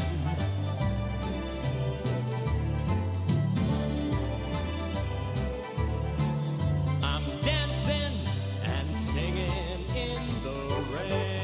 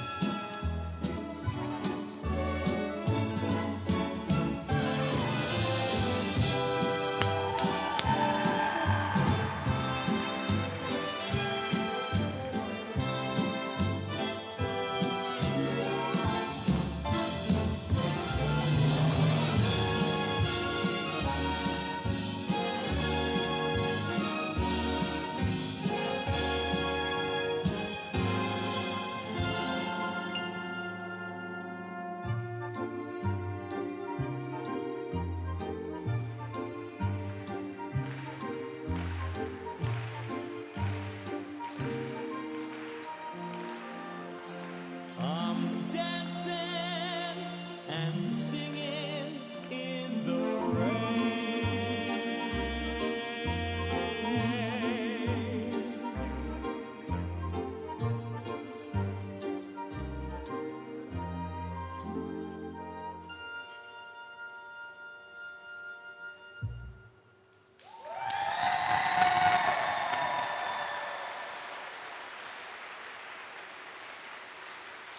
Well, you know, Mark, when skaters pick an iconic piece of music that has personality and charm and has history and from a movie perspective, a storytelling. Kurt Browning did the music, did this piece as well. You know, it's interesting because it's a challenge for a junior to do it. I thought this young man did a great job of that. And I'm delighted to see that Ilya Nesterov from Estonia is receiving some very strong program component scores, because that was a really brilliant example of embracing theme and concept and running with it. From the start position that we see here throughout, even the simplicity of the turn of his head, there's an absolute Gene Kelly-esque acknowledgement in the way that he's trying to move, alongside some pretty good jumping passes like that triple flip, triple toe. Yeah, and sort of the lightness of the music was represented in his lightness of his attitude, his expression, and his choreography. So I thought he caught the imagination of that piece. You know, could it be better, or would it be better in the future? Of course, because he's going to gain more experience and know how to do it. But, you know, he's That's great. yeah, exactly. He's 15 years old. And he's doing a darn nice job technically and connecting to this particular story and music. Yeah, great job. Katerina Nekrasova with him, listed as coach and choreographer alongside some others. And yeah, I love to see when there's a new name that we're connecting with, and what was showcased here, even with the shrug of the shoulders, that attention to detail is appreciated by us for sure, and by the judges. And there's a big spread here being showcased for this athlete. Ilya has a significantly higher composition score than his skating skills compared to what we normally see. There's about 0.7 of a point difference between those two scores, and that isn't conventional or normal. That's something we often see. So the judges really recognizing. You know how showing. some authors will read their book. When you take a look at 125.52 for the free program, it's a good score that puts him in first in the free program with a 180.42 total competition score as he takes over the lead with a nice handshake in character, you know, in the kiss and cry. I'll follow up this thought a little bit later. But that was charming, and that was a good score and a good skate for that young man. And there is our next skater, 15-year-old Daniel Koppel from the United States. This young man is not only a very accomplished skater, but he's also a classic pianist and competes internationally in multiple sports as a young boy. We saw Daniel warming up off the ice with his coach at Larissa not long ago, and they were having fun and seemed to be in good spirits as he calmly and patiently makes his way to the start position, skating to Claire de Lune.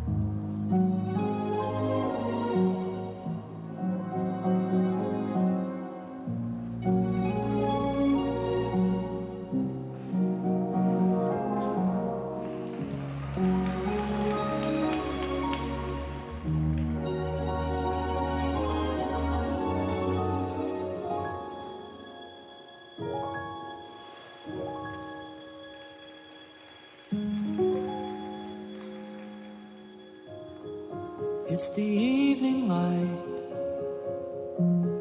shining through the curtains, the time before the night when everything is golden. You're sitting on the chair, wrapped inside a bedsheet, playing with your hair, watching people on the high street. If I wished myself a superpower, I would make this moment last for hours. If I had my will, time would just stand still, wait for me until I find some magic film to take a photograph, live inside.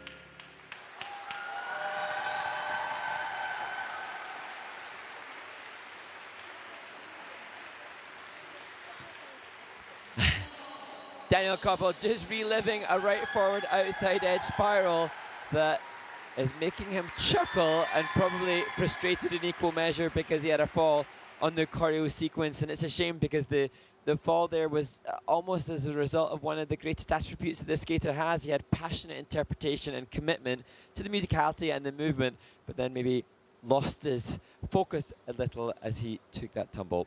But otherwise, a great skater. And of course, any athlete representing the United States of America has to showcase quality to make the team, and that evident in his open stance toward the start of the program.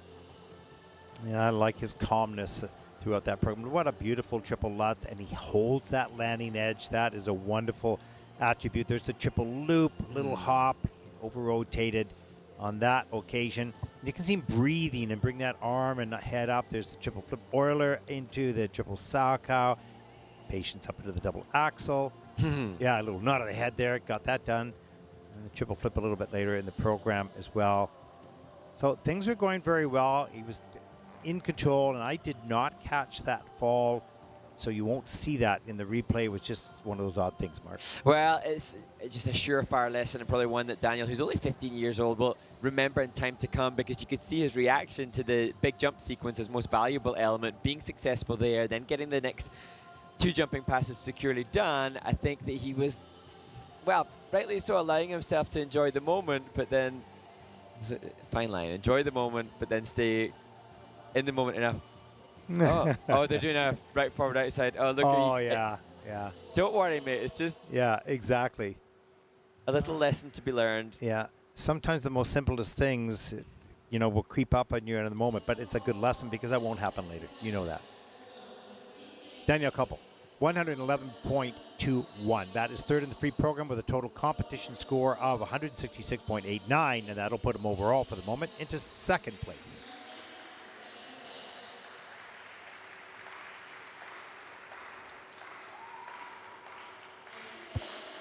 Final skater in group number 3 represents Denmark, 18-year-old Wendell Hansen Østergaard, 3-time Danish national junior champion. And Wendell finds himself coming into the free skate in a much higher position than we've seen him previously on the Junior Grand Prix by virtue of a stellar short program.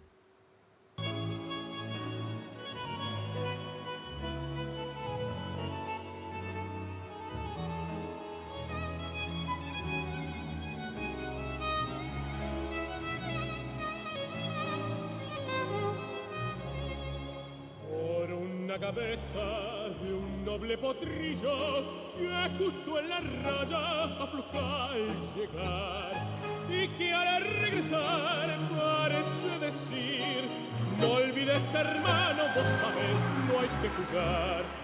Por una cabeza me te esconde un día de aquella coqueta y burlona mujer que al jurar sonriendo el amor que está mintiendo quema en una hoguera todo mi querer. Por una cabeza todas las locuras, su boca que besa borra la tristeza, calma la amargura. Por una cabeza, si ella me olvida, ¿qué importa perderme 1000 veces la vida? ¿Para qué vivir?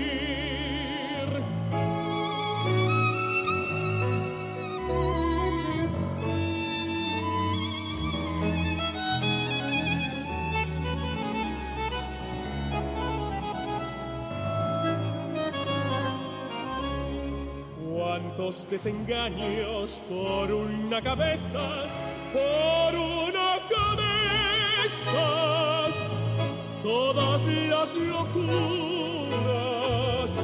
su boca que besa borra la tristeza, calma la amargura.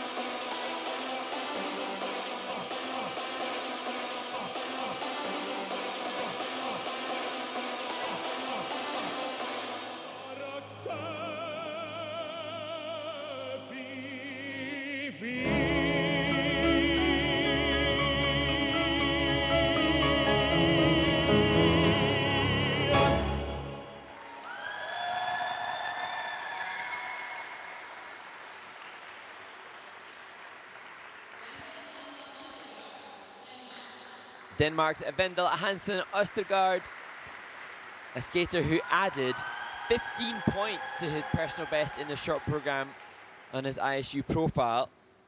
Unfortunately, this skate, just at this point in the season for the skater, not indicative of the quality that he has. This is a skater who can do triple axel, but at the Nordics event, he did the triple axel, but landed on his head and had a concussion. So a skater that's obviously coming into this event mindful of being safer in the commitment to the planned program content, as we see the triple salchow, Euler, triple salchow into double axel. Yeah, he's very quick, which is good, but he's also not aligned always in the air, sometimes a little bit tipping, but he's very fast to correct. We're not there. Didn't check out early enough, but you see how quick he is into rotation. And he's also, this music was sort of halfway through. It was very classical in the beginning and then sort of went rock in the second half. And I think he used up a lot of his energy in the first half of the program. Just hasn't had the chance or the training time to be able to amass enough run-throughs to commit. Yeah. You can see here there's just no energy in the body to commit to the positioning. It's all in a conservation mode, although he can serve well to be able to make that amazing Well, that was slide. probably the most relaxing part Yeah, of the program, maybe. sitting back a little bit. But certainly, he's reaching out to be different and reaching out for finding his story, his case, and what he wants to explore. And it's a little bit wilder, but it's also exciting. And now it's for Vendel, as I mentioned in the short program, the only Danish representative on the Junior Grand Prix. But now, can he this season get the minimum technical element scores to be the Danish representative at the Junior World Championships? That's true. We sincerely hope that he can make that materialize at some other international assignments. His personal best free program score was 82.61 last year at the Solidarity Cup on the Junior Grand Prix. He's going to beat that score here. With a 95.22, that is 8th in the free program. Total competition score of 151.82. That'll put him overall into 6th place. But can he skate a lot better? Absolutely.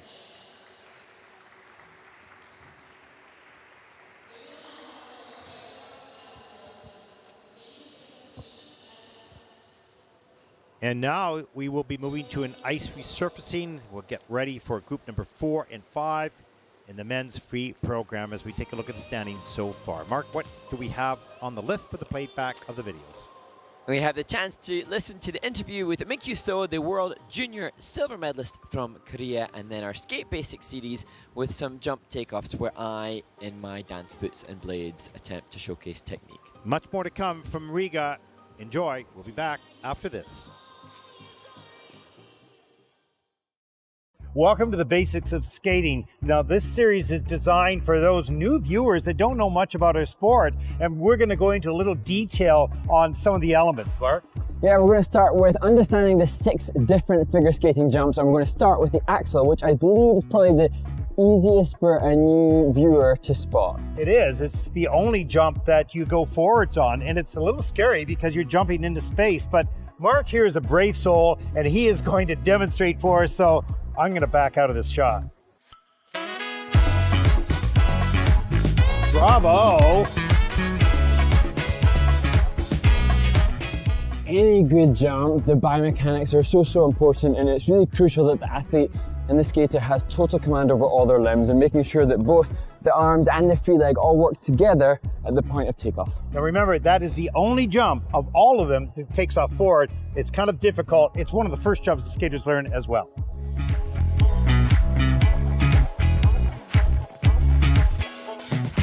Let's take a look at the salchow jump now, different from the axle, Mark. That's forward takeoff for the axle. This is the first of the jumps we take off from backwards, and it'll be a back inside edge that takes off and dictates the salchow.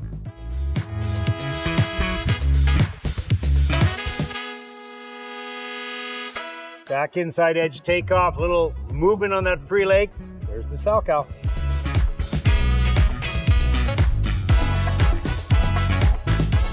Now we're going to take a look at the loop jump. Now this is the one jump that does not have a second leg assist, like a toe pick or like the use of the free leg. There's just one edge. The free leg is crossed in front of the takeoff edge, and it just pretty much stays there through the takeoff and into the air rotation position. Just one edge in and one edge out. That's a look at the loop jump. Now we're going to take a look at the toe loop, which is different than the axel and the salchow. Those were edge jumps. This is the first toe jump that you're going to see, Mark. Yes, and there are lots of different entries into the toe loop, but the important part is that the final edge is on our back outside edge, and we tap in to assist the takeoff.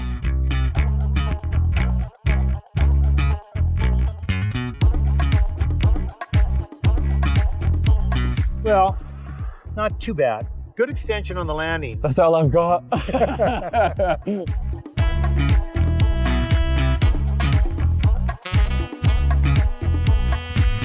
And now we're going to take a look at the flip jump. Now, once again, this jump uses the toe pick to help lift the skater in the air. Mark? And like the toe loop, there are lots of different entries that the skaters will use to get to the jump, but the important part here is a back inside edge on takeoff.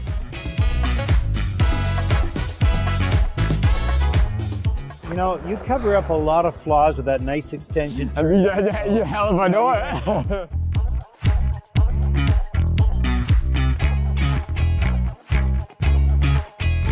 Now we're going to take a look at the Lutz jump. This is quite similar to the flip jump, except the takeoff edge is then outside as opposed to the flip being an inside. Kind of a little complicated and difficult to see so quickly. Mark? Yes, difficult to spot, but should the skater take off with the incorrect edge, it can have big implications on their points.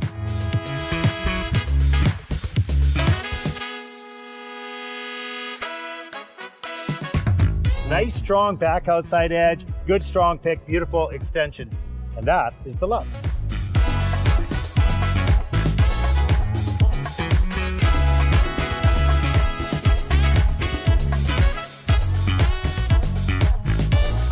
And now you hopefully know the differences between the different figure skating jumps, so please try and test yourself when you're watching some of the world's best figure skaters.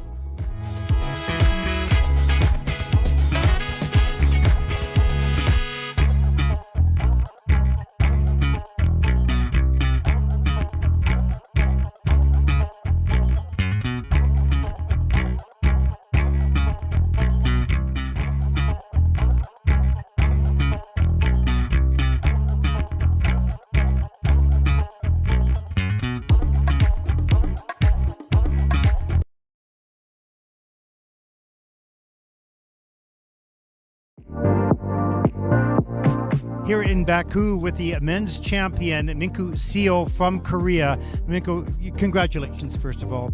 It's not your best performance, perhaps. You added the quad this year into that program. How did you feel? Kosal was good in Korea, but not here. And for your next competition, going to the Junior Grand Prix final in Nagoya, will you add that quad salchow also in that competition? I will be landing to the Kosal next competitions. Well, congratulations on adding the quad to your program, no question, but your skating skills and the rest of your program is so excellent. Just congratulations, and we wish you the very best in moving forward. The champion here in Baku.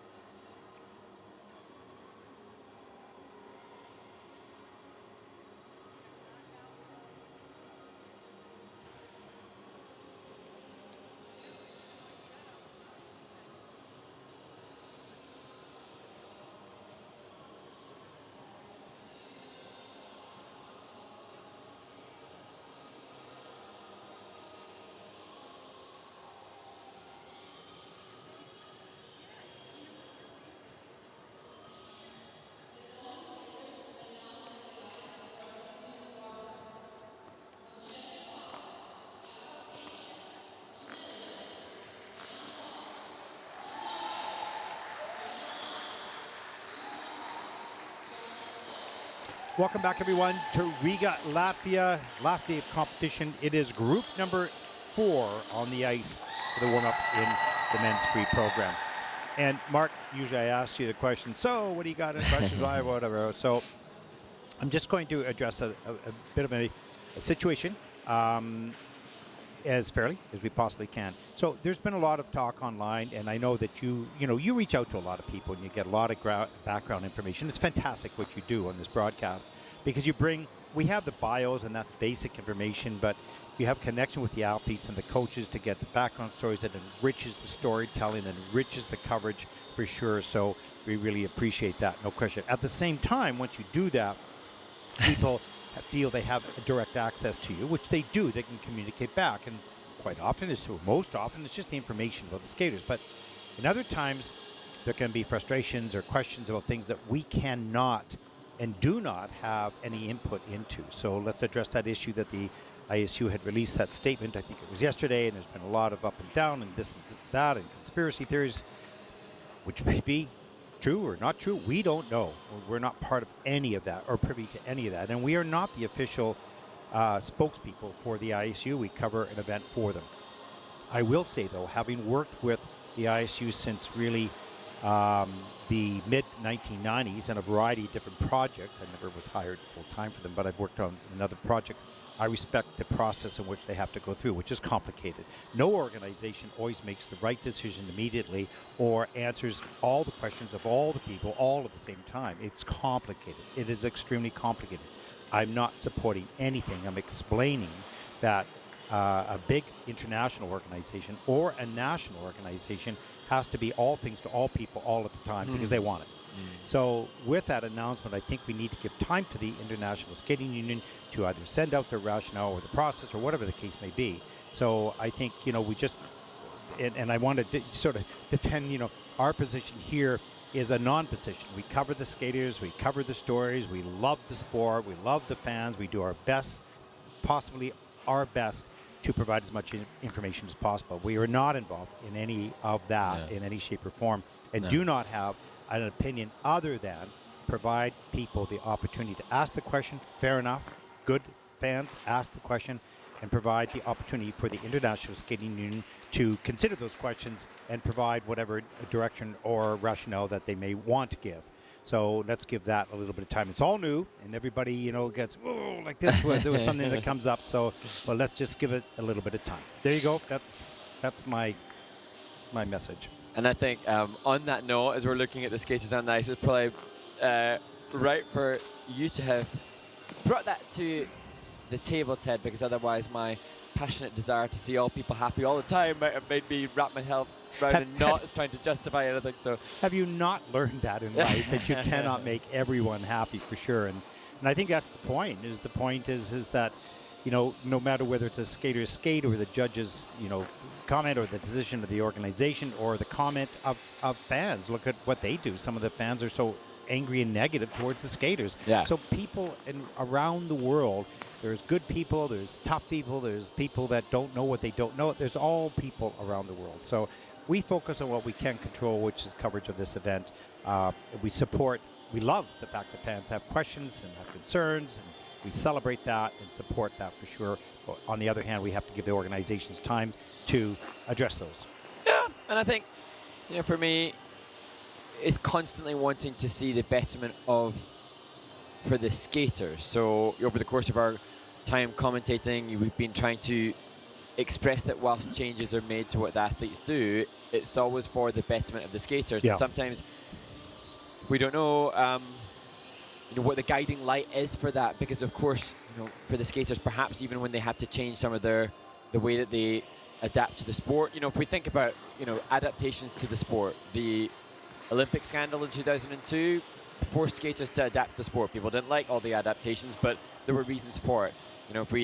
And it took time for those reasons for people to go, yeah, I think that actually makes sense, because the information didn't all come out right away. I was part of that, having to present to the media over a half a year or even more the rationale as to what that system was, why it was better for the athlete, et cetera, et cetera. And there was difference of opinions, but it took time for that to happen. And we will always just be as honest as we can with the information that we have. and we just don't always have all the We information. don't have it. What Exactly. we do know, though, to as you so wonderfully did there, Ted, is just to kind of bring us back to what we do know. Right now, Ted Barton and Mark Henretti are responsible for commentating on the lives of these young people who are doing their absolute utmost to showcase all the hard work that they and their families, the support of their families, put into performing for what we will see now. So I do trust that people all around the world try, at least in their own mind, try to do the best for their families, for their friends.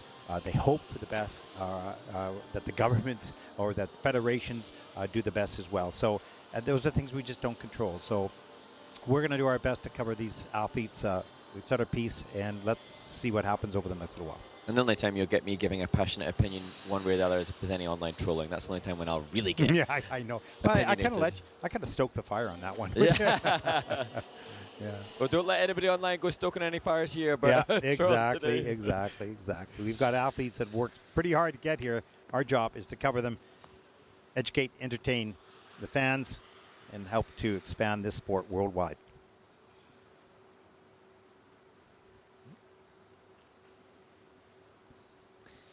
Here's a look at our first skater representing Czechia, 16-year-old Jakub Takal, second junior Grand Prix season. He's coached by Andrei Hotorek and choreographed by Adam Solia. Oh, and sorry, in the free program is Rafaela.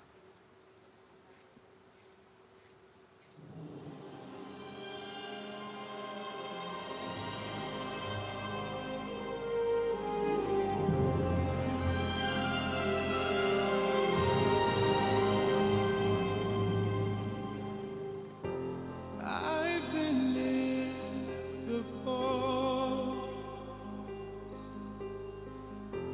but always hit the floor. I've spent a lifetime running, and I always get away. But with you, I'm feeling something that makes me wanna stay. Unprepared for this. I never shoot to miss, but I feel like a storm is coming. If I'm gonna make it through the day, then there's no more use in running. This is something I gotta face. If I risk it all, could you make my fall? How do I breathe when you're not here? I'm suffocating. I wanna feel life run through my blood. Tell me, is this where I give it all up? For you, I have to risk it all. 'Cause the writing's on the wall.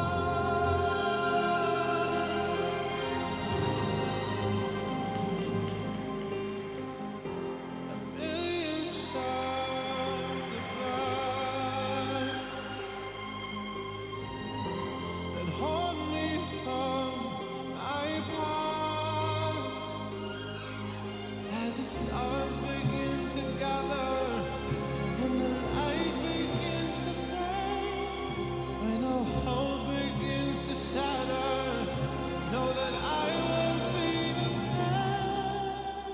'Cause the writing's on the wall. The writing's on the wall.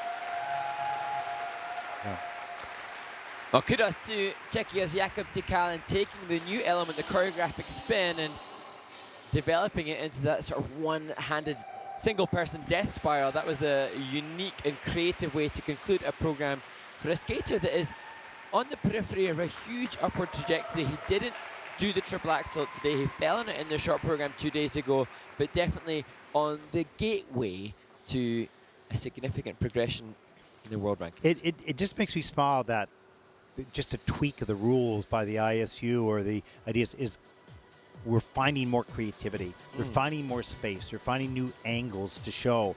And I think that's really exciting. And this is just the juniors. Let's see what's going to happen in the seniors as we watch a nice triple flip, double toe loop, spread eagle. Good flow into that triple flip. A little stiff on the landing, but he gets up into the double axel. And then another one.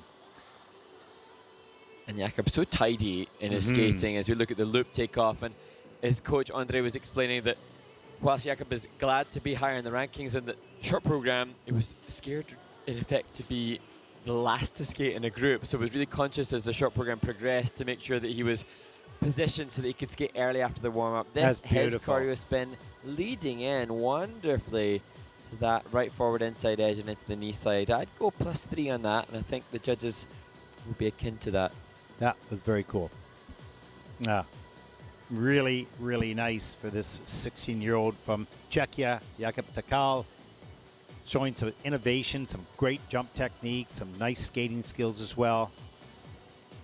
So much, much more to come from this young man. We'll see what happens over the rest of the season and as he moves into senior in years to come. Let's take a look at the scores. 107.54, that's a good score. The hand is given right away for a handshake. And 166.49, that'll put him currently overall into third place. Nice job.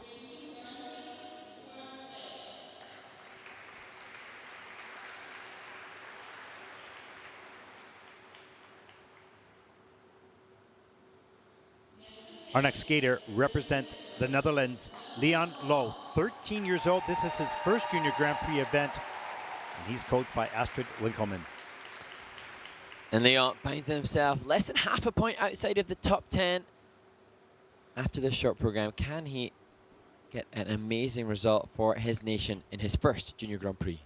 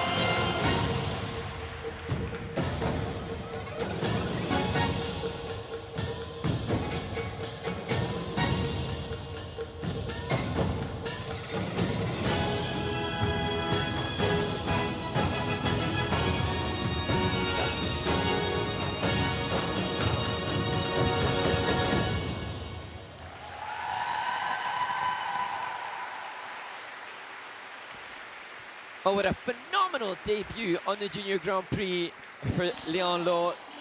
Potentially the youngest in the entire competition. He turned 13 on Valentine's Day earlier this year, and just his ability to go and deliver a clean skate in what is a big stage for the youngest of athletes, testament to obviously the work that he and his team have done, and that perhaps all the more admirable because this is a skater that comes from a skating nation that isn't as abundant in its number of athletes. Well, the core of a great skater will be the technical prowess that they develop early on, and this young man is well organized here in the air. Look at the distance and the speed going in and out of the jumps, and this triple Lutz as well. So all of these technical elements are extremely well under control. The quads will probably come relatively, easy, will come in time as he gains strength. Where's the area that he can work on or will work on? Discovery of who he wants to be emotionally with the music, and that will only come in time. You can't do all things at the same time. So this is extremely exciting to watch this young man deliver this program on this day. Just a very mechanical, maybe not the best choice of word, because here you saw a little bit of emotion. Yeah. But it was perfunctory in the way he ticked off each and every one of the jumping passes. Yeah, exactly. Oh, a little bit of a bobble there to get over, but he handled that beautifully. And he had, out of 10 elements, 3 were under review. They have now been cleared. I don't see any under rotations at all. Every jump was marked in as clear and clean. He has, out of the 10 elements, only 1 was in the minus GOE by 0.34. Everything else added to the score with a positive GOE. And Leon had said that he dreams of the Olympics. And wonderful to hear, a skater just being vocal and honest about what the long-term objective is. And as we mentioned in the short program, supported not just by the Dutch Figure Skating Federation, but having achieved the recognition of being one of the most promising talents in the nation, he has supported a little more. The KNSB, I believe it is, a governing body of both figure skating and speed skating in the Netherlands. At least that was in as I coached a Dutch skater, so that was what I knew then. It could have changed by now. But the orange color did not change. That's been there. And they wear it well. No, they do. And proud, and very proud. In the speed skating, you see a building turn into orange. Let's take a look at the scores. 109.99 for Leon Lowe, and they look pretty happy with that. His 4th at the free program with a 169.92. That'll put this young man into 2nd place for the moment. Yeah, great job.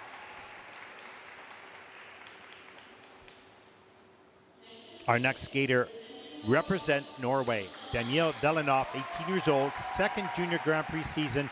He was 33rd last year at the Junior World Championships. He'll skate to I Won't Complain in Cornerstone by Benjamin Clementine.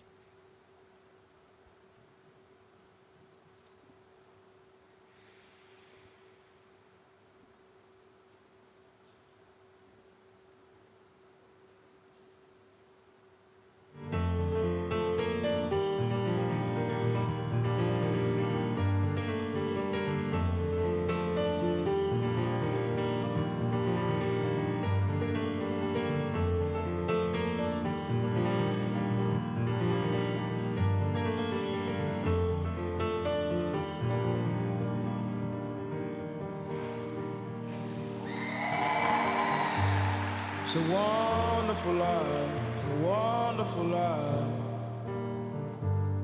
Traversing tears from the heavens. My heart is a melodrama in fact. Set alight by echoes of pain 24/7, 24/7. I dream, I smile, I walk, I cry. I dream, I smile, I walk, I cry. You might not say that it's a wonderful world, and it's a wonderful life, and it's a wonderful day, just as yesterday. But I won't complain. No, I won't complain.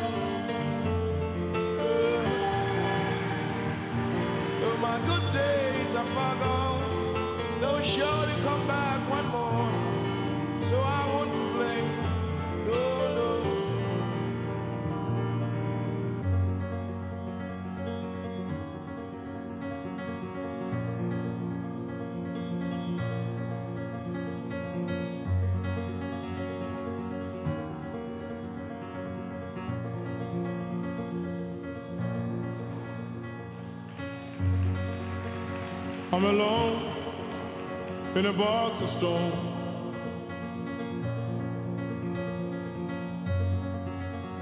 When all is said and done,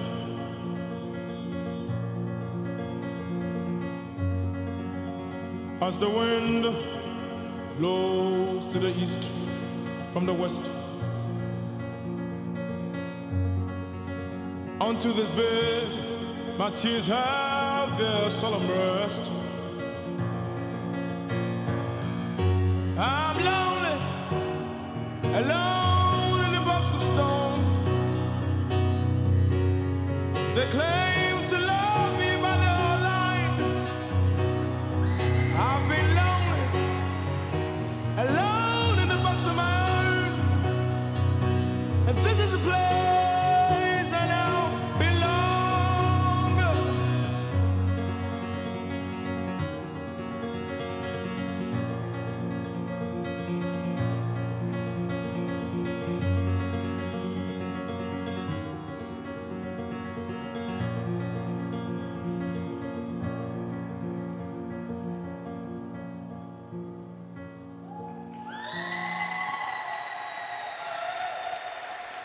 Well, some history, I do believe, has just been made by Norway's Daniel Balanov, a skater that was the first Norwegian skater to land a triple axel.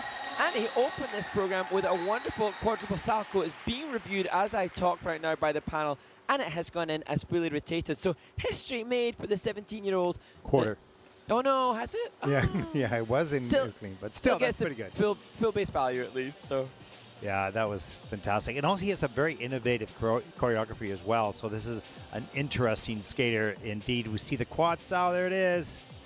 I don't know if he touched the hand down as well. But nevertheless, he stood up, carried that flow of the landing. There's the triple axel. And backing up into the triple Lutz. Good height, good flow up into the triple toe loop. Steps out of that. So some little bobbles here or there that are reducing the base value But because when of the we quality. see the triple flip and the triple lose, you think there's going to be a quad in those, not too Oh, no, he's a big far jumper. away. You're really good. He's a big jumper. It'll depend on how strong the rotation position is, how quickly he gets in. But much more to come from him. I think nice flying sit spin that goes in at a level 3 right at the end of the program. And it's so brilliant that Daniel is so wonderfully pushing the boundaries for Norwegian men's skating. Kristina Stantum and Juris Salmanovs, kudos to the whole team. Frontier pushers. Mm-hmm. And I think Daniel, obviously we're referencing the technical element score prowess with the quad salto and the triple axels, the history-making moves that he's done for Norwegian skating. But even on the landing of the likes of the triple axel that opened the program, you can see that he's got the ability to make an artistry as well. And still continues, as was in the short program when I mentioned the costume off air, you mentioned the costume here. So he's winning the possible best dressed junior Grand Prix male participant. Yeah, and award. I think, you know, he's full of athleticism and creativity. When it all comes together in that perfect piece of music and that perfect emotional connection and the perfect technical delivery, that's going to be quite something. That could be years down the road. I mean, it takes a long time to get to that point. But he certainly has, it's sort of like having a mine that you haven't opened the ground yet, but you know there's gold in there, right? Yes. So it's just a matter of mining it. And he with the likes of those jumps, that Daniel should make a great debut on the senior ranks as well. Yeah. And, oh, by the way, he's 17. I've mentioned twice now that he's 18, but he is actually 17. My mistake. And that's even better. 119.09 for the free program. That is second with a total competition score of 179.50. That will put Daniel Velinov from Norway currently into second place. Good job. Good future. Keep going.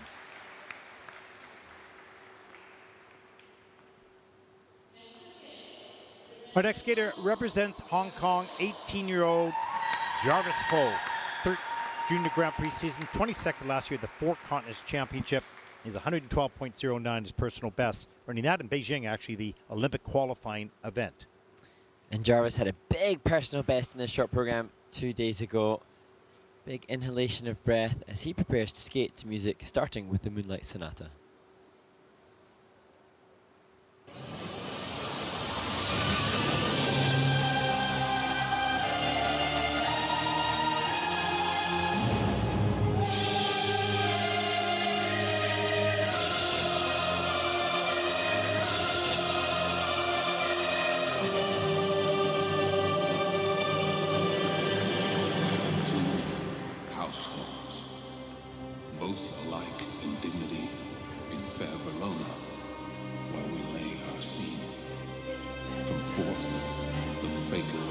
hands of these two foes.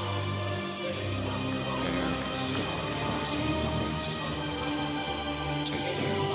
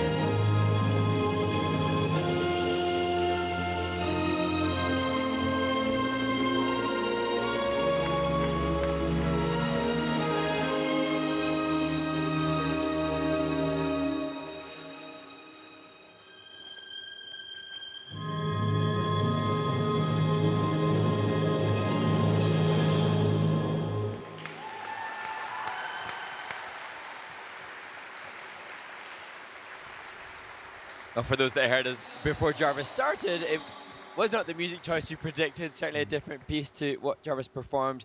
And he was having to work and consider a lot throughout the program. The planned program content had to be deviated and manipulated from when he had a mistake on the triple Lutz, and it was a valiant effort, but started to get a little bit scrappy. But in defense of Jarvis, he is a skater who has the longest of seasons. I believe the Hong Kong National Championships is in June. So of all the internationally competitive athletes, I think Jarvis and the Hong Kong skaters have the longest of seasons. And so the fact that he is out here on the second stage of the Junior Grand Prix after a season last year that started early with the Olympic qualifier and finished in June is a remarkable kind of testament to his hard work. And that might be, I'm not sure for New Zealand and Australia. They have a different time national championships than most as well. Yeah, exactly. You can see the energy at the start of the program. So much more sharpness.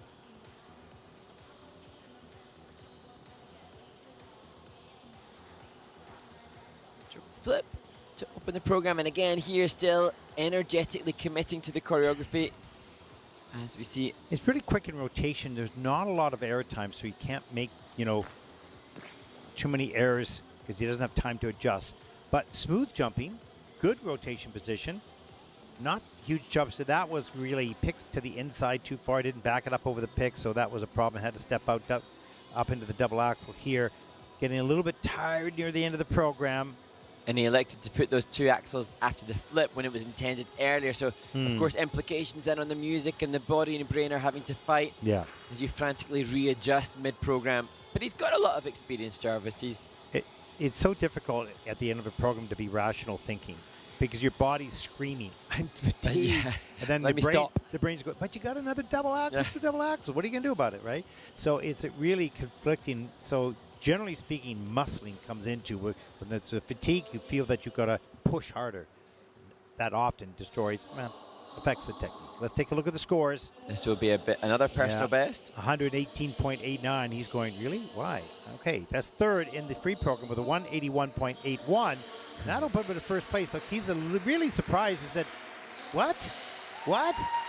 I made those mistakes. Why am I first? I think the components, what Jarvis doesn't realize is that components perspective, he's been reviewed much more favorably than he has been in the past, and that's why that's the new PB. It's not often we see a result, reaction like that. Our next skater represents the United States of America, 17-year-old Caleb Farrington, second junior Grand Prix season. A beautiful, beautiful skater. He did not have a strong short program. He'll want to redeem himself right now, skating to the strange one, and Angels and Demons.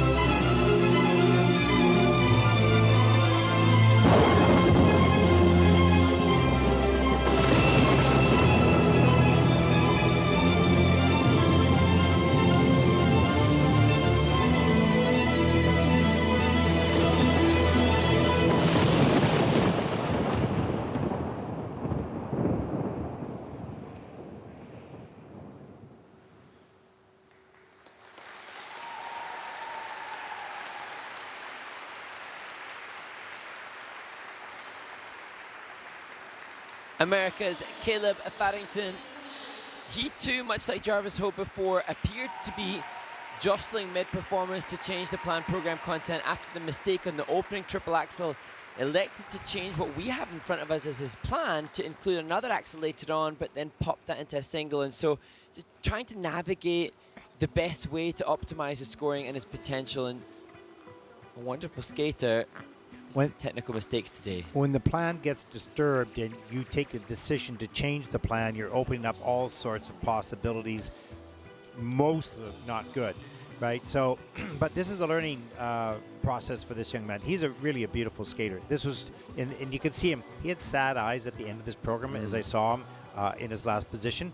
He was disappointed because he is a beautiful, beautiful skater and strong technical skater as well. But he's in this environment right now that's disturbing him, and he can't get control of himself, at least on these last 2 days. But we'll see that greatly improve over the next, few months of this season. You can see he's fighting really hard through that jump combination, not letting it go. There's a triple flip. It's, rough right here. This is the part that I was concerned about because he let it get to him, and then he just walked to the next step. And this, you cannot break the program like that. That's unfortunate.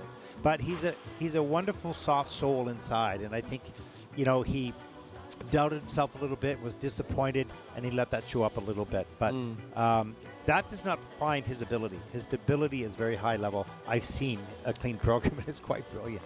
But it's been a tough competition here. And he has listed Catherine Hill and Johnny Weir as part of his team alongside Priscilla Hill and Roland Burgart as well. So he's got some great influences, and I just appreciate the flexibility and range of movement in his back and in his spine and in his arms, and that kind of quality and finesse really comes to life when you've got an embedded stability and the ability to deliver on the jumping passes. But of course, everybody wants that. Yeah. But what I mean by that comment is that he has something that not everybody has, and when he goes clean, he stands out from others. When he discovers how to drive his own bus or fly his own plane and take control of it and not be bothered by external distractions, and one of them could be a mistake, and you let that carry forward. That's just something you all have to learn, and it takes time, But here's the good news: beautiful skater, great technique, very good spinner, and he's very elegant. So he's got a lot of checklists, a lot of that checklist that you need. Some quality ingredients to bake the cake. Yeah, and good on the coach. I don't think I should him to give smile. an analogy of baking a cake, but you know what I mean, don't you? I don't think that was the right analogy. Not really. I don't bake. So. Okay, here we go. I buy baking, but I don't bake. 120.20. That's second for Caleb in the free program with a 185.27. That'll put him for the moment into first place. And he looks at that and goes, oh, okay. I wonder what I would be if I had a strong full program. But you'll find out later in the year when you deliver it.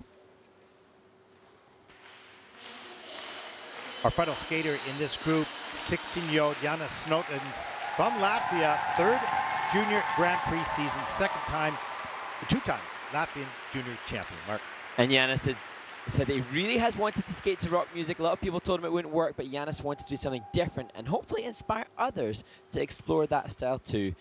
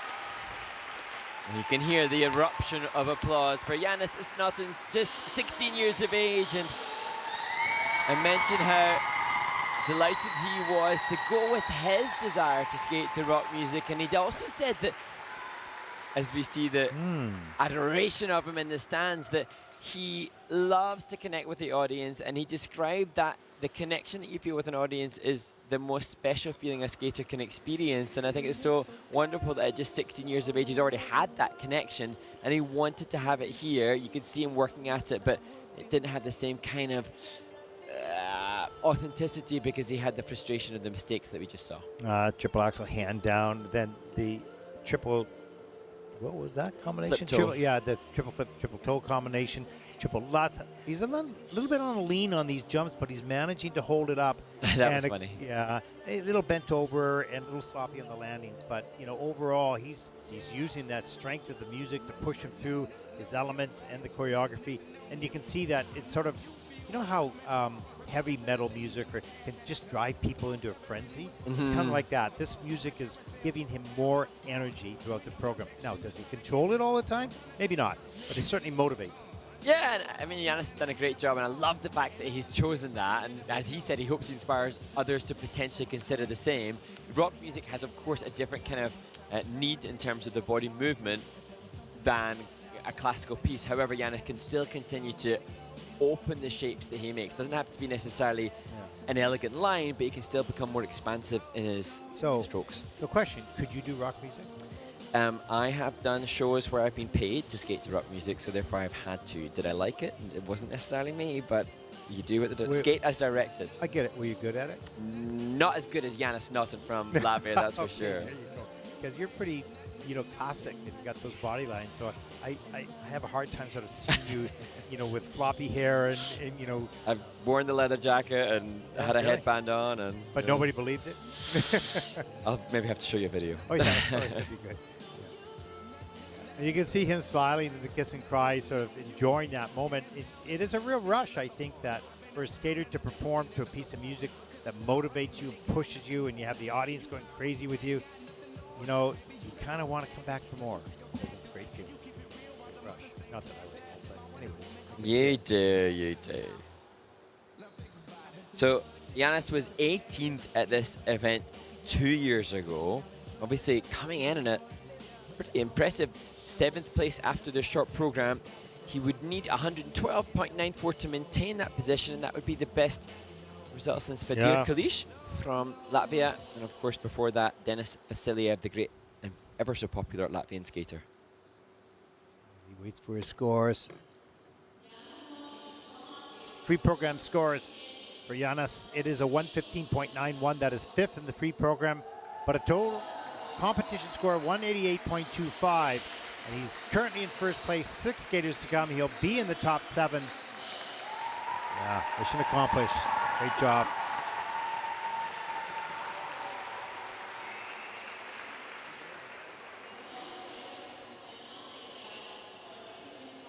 Well, the final group about to take to the ice for their 6-minute warm-up. There they are.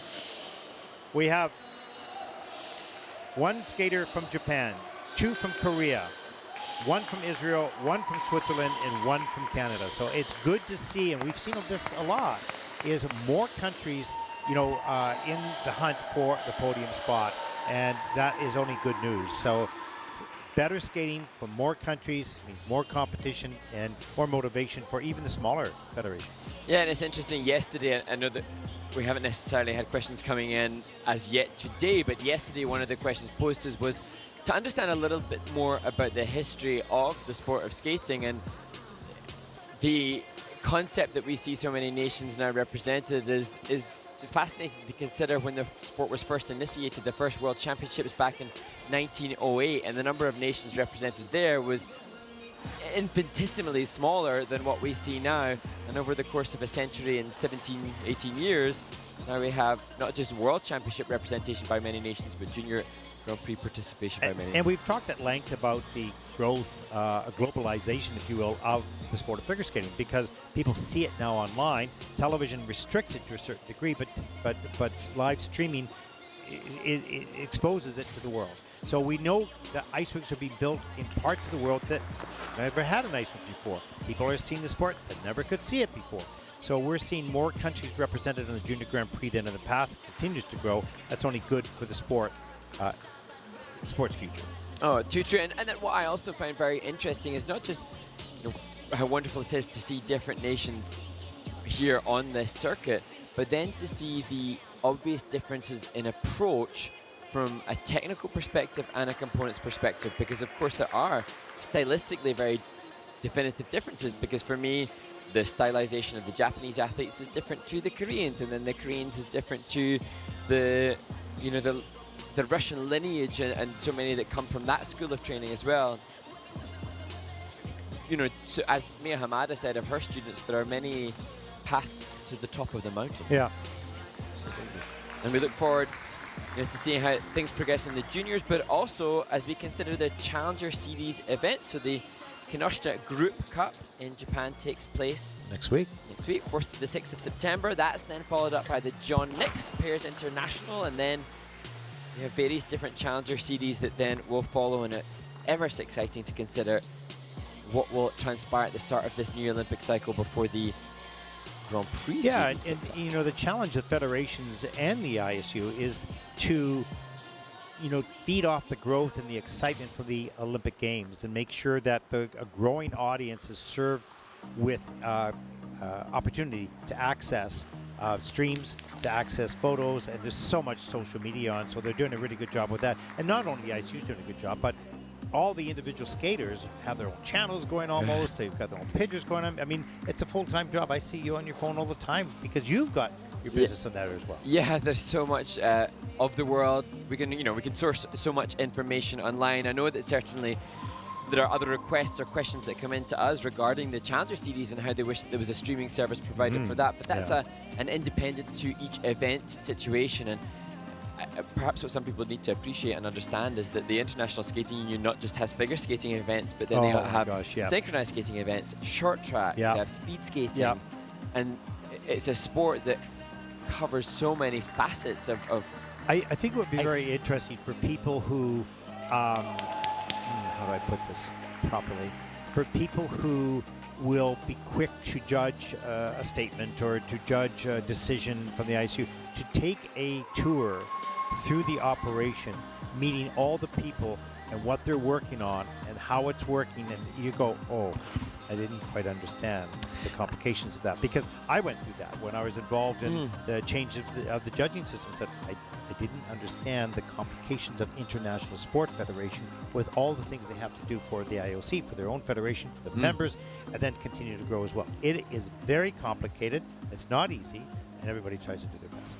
And before I did this job on the Junior Grand Prix, I competed at ISU events, the biggest World Championship events, and yet even then, having been a competitor in that kind of competition, I may have witnessed that there were a lot of people, but you're so focused on the job in hand, I didn't appreciate the numbers of people. Now, being in the venue as long as we are for the long days that we have, you start to consider the number of different layers of humans involved. And we know the people that operate this, just the Junior Grand Prix from the ISU who are employees there. It is remarkable the length of hours that they do. It's unbelievable the amount of work they have to do. You see this on the viewers see this on the monitor, and they think, well, that looks good. Who puts up the rink boards there? Who takes care of the transportation? Who takes care of the hotels? Who takes care of the judges, making sure that they're all ready to go? Who takes care of the technology? I mean, it's a huge operation by a lot of people. We appreciate the time that they give so that we can provide this competition to you. Our job is easy compared to that. Yeah, so true. And we consider the skaters and what happens before they get to this point. There's choreography, there's costuming, there's obviously the coaching, there's then the booking of the flights. It's just like the tip of the iceberg we see with the percentage of the iceberg, so much of it is not seen. That's definitely the case. And that's the part to stay away from. When you can't see the bottom of that iceberg, you stay away from that, right? Let's just talk about the impressive skating we're about to see. Yeah. Here we go. The final group in the men. Medals will be awarded after the free dance, which will follow this event. Well, it's interesting, Ted. The skater on ice now, Nikita Sheko, his mum and coach had explained how much he loves the junior events, how many friends he's made over the years, and how happy he is to be here reunited, competing along with them. This will be his penultimate Junior Grand Prix event. He needs 113.79 to take the lead. 18-year-old Nikita Sheko from Israel.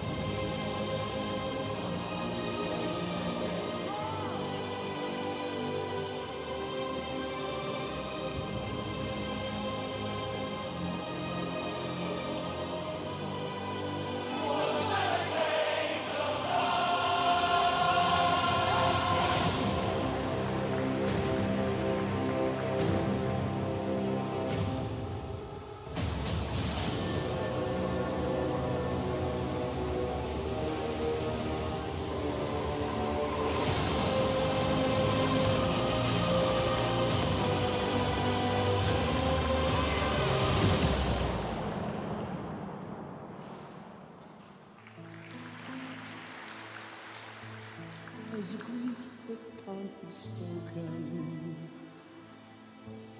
There's a pain that goes on and on. Empty chairs at empty tables.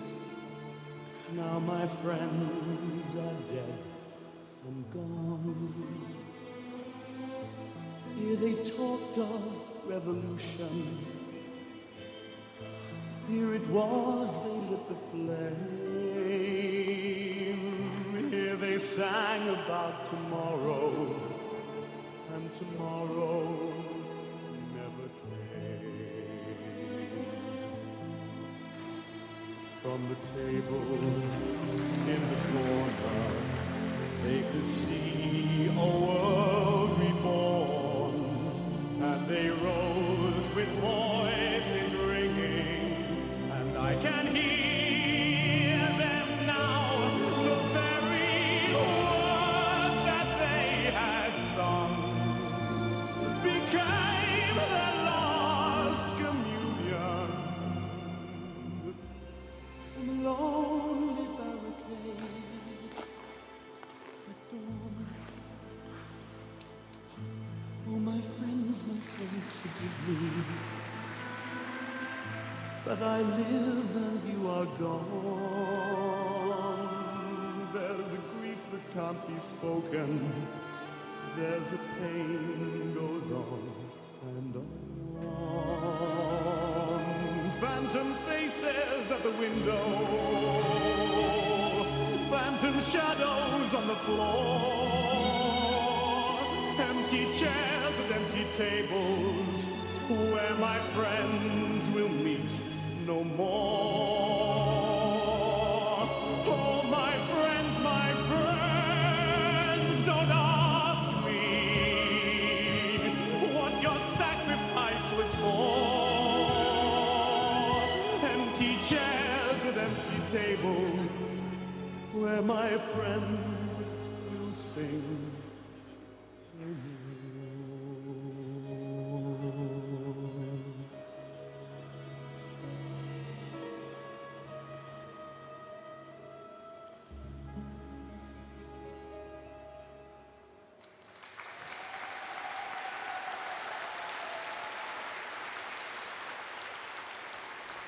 Nikita Sheko slaps his thigh, perhaps in frustration, maybe because the quadruple salto was so close.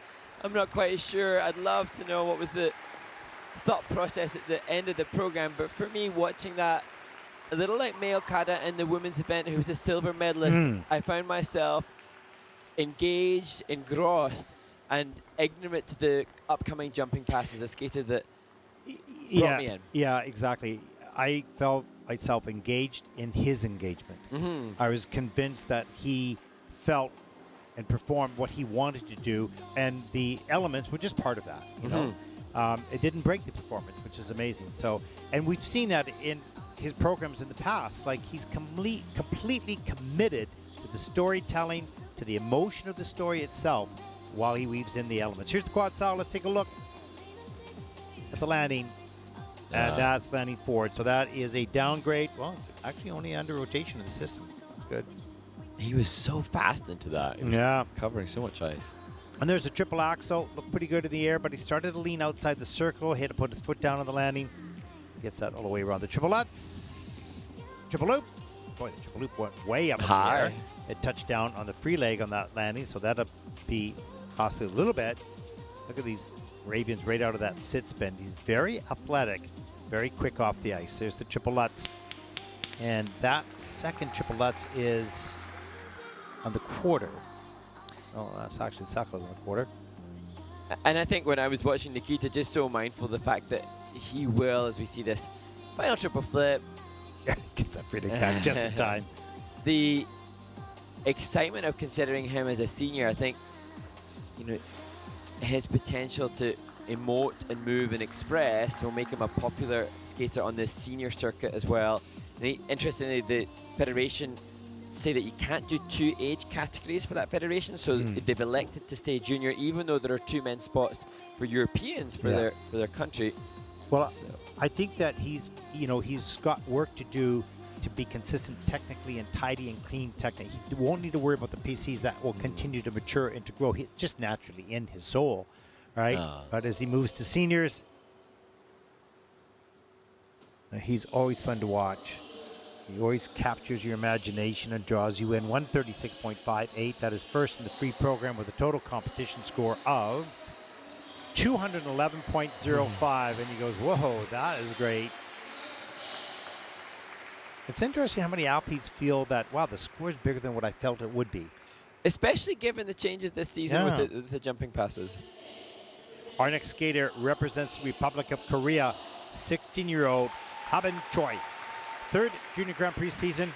Last year it was a very successful one for him. He took the silver in Varese, gold in Gdansk, qualified for the Junior Grand Prix final. It was a 154.43 personal best. That was last year in Varese. He'll skate to one of the pieces that war horses that I really like. He's skating to Pirates of the Caribbean. Dead men tell no tales.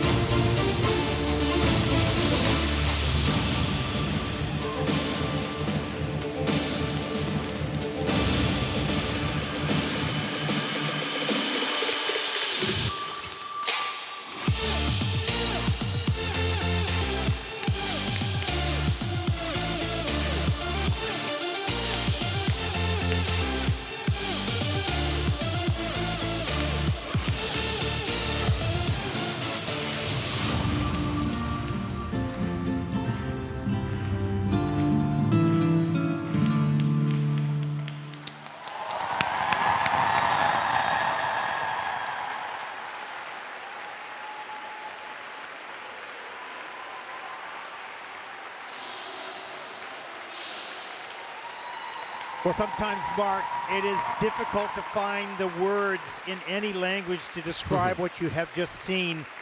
Remarkable, extraordinary, unbelievable, whatever you want to call it. That was something we have not seen on the junior circuit, technically, for quite a while. Well, that was incredible. He was a record breaker for Korean men with the quadlets that he's performed before. This time, not just one, but two of them, and huge, huge height on this quadlets triple toe. And what's really 17.5 points for that one element. Yeah. Here's the second of them. And what's really interesting for Haben Choi from Korea, as we see that wonderful second quad Lutz, is that he was ready so early this season. The quad toe was done. He competed in July 18th for the Korean Junior Grand Prix qualifying competition and did the likes of this triple axel, this big combination, double axel Euler, triple salchow. He was ready arguably earlier than anybody else because he had to compete in July, and now we're seeing the fruits of that with a clean skate like this, nice soft landing of that axle. He might be the skater that rotates the fastest, junior or senior. Now, you got to think of Ilya Malinin, but his speed of his rotation is also extraordinary. It's just, wow, there's a spot. There's his now, expression. He had 160 at that Korean qualifying competition. Yep. Just for reference, 160 would have been second in the Junior World's free skate. 178 was what Ryo Nakata scored at the Junior World Championships at the end of the season last year. Watch for the reaction. His personal best legally is 154.43 in international competition. And this score, lean in, is a 170.20. He still doesn't believe it. It's a 246.41 total competition score. The coach. Face slap, you know. Smile. Fist pump, you name it. Everything happening in the kiss and cry. Absolutely brilliant.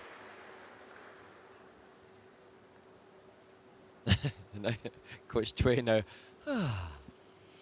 And there is our next skater. Never a comfortable position to go onto the ice after a big score and skate like that. 18-year-old Ian Wieler from Switzerland, second junior Grand Prix season.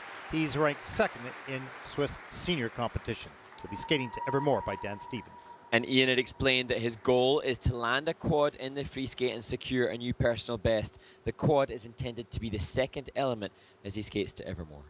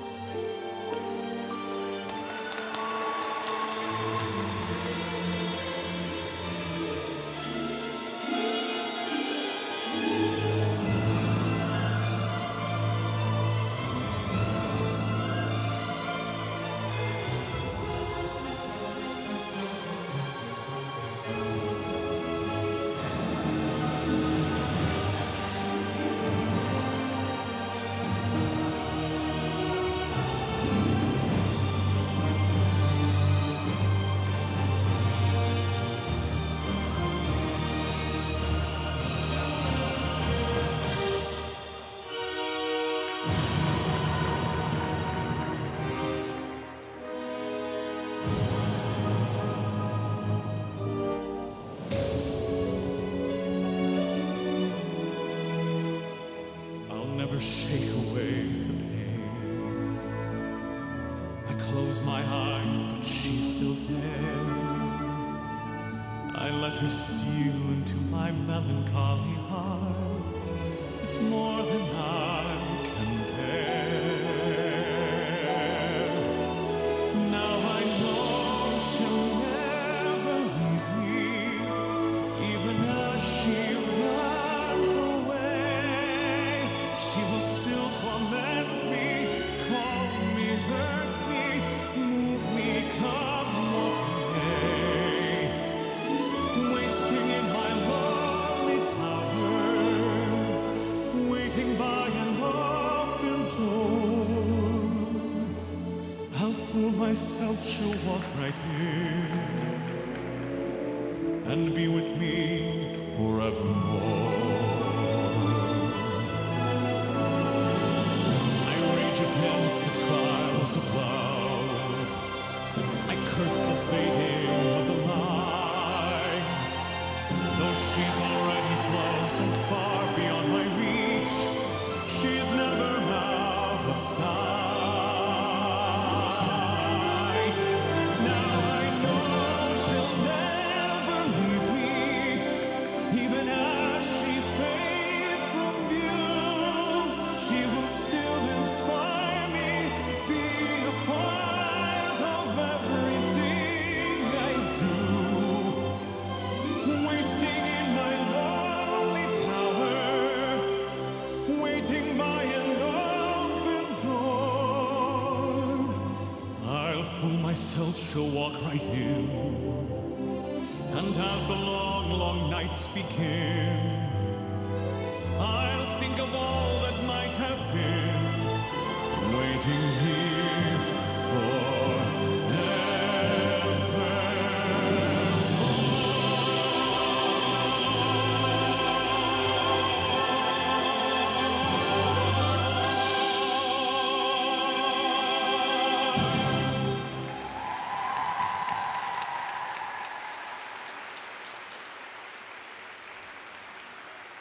Switzerland's Ian Wheeler. He explained to me that he loves Beauty and the Beast and was delighted when the music request was accepted to be able to use this for his free skate this season. And he does skate with just an incredibly appealing style across the ice. So expansive and open in his posture and in his neckline and his arm line. It's really beautiful to watch. Obviously, the goal for the quad that I mentioned before the start of the program, he elected to change. No point doing something that you know you're not confident and comfortable to deliver. Yeah, he's a very pleasing skater. When you watch him, you always look forward to it. Beautiful triple axel up into the triple toe loop right away. Secures the landing on that. So a great start to the program. And here comes the second triple axel problem outside. You can see the lean started to drift outside the circle, and then he has to put the foot down and step out of that. And that's where the quad would have been had he attempted that. Triple flip, a little bit off in the air as well, but hangs on.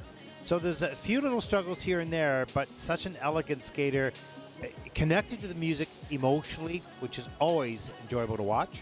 Yeah, and I'm just wondering now for Ian, he's potentially en route as we look at this triple Euler, triple salchow, double axel, en route to one of his highest ever placements at a Junior Grand Prix. Was fourth in Ankara a couple of years ago in 2024, and he's fourth place after the short program. Can he have done enough? But it's going to be very difficult now given the amazing score posted by Haben Choi, who was behind him after the short, as we see 2002 Olympian Angelo Dolfini joining him as part of the Team Champéry. Well, once again, we're being treated in the final groups to really talented young skaters with a bright future. Let's take a look at the scores for Ian, 143.99. That is second in the free skate. Total competition score of 221.73. That'll put Ian currently in the second place with 3 skaters to come.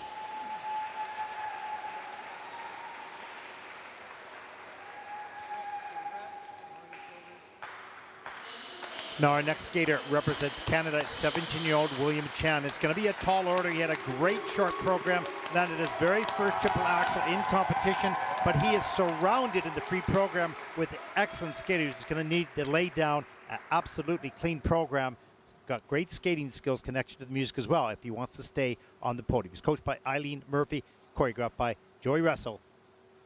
He'll skate to Sinners by Miles Cutton.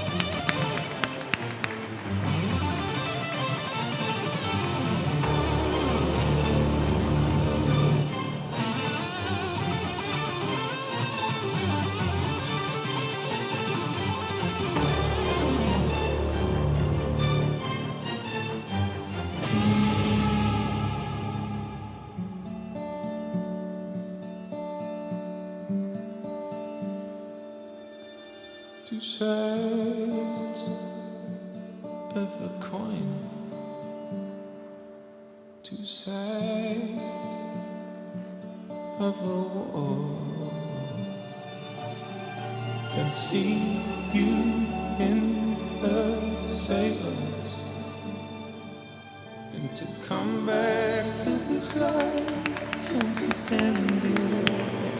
Still I will adore you, I will adore you, I'll adore.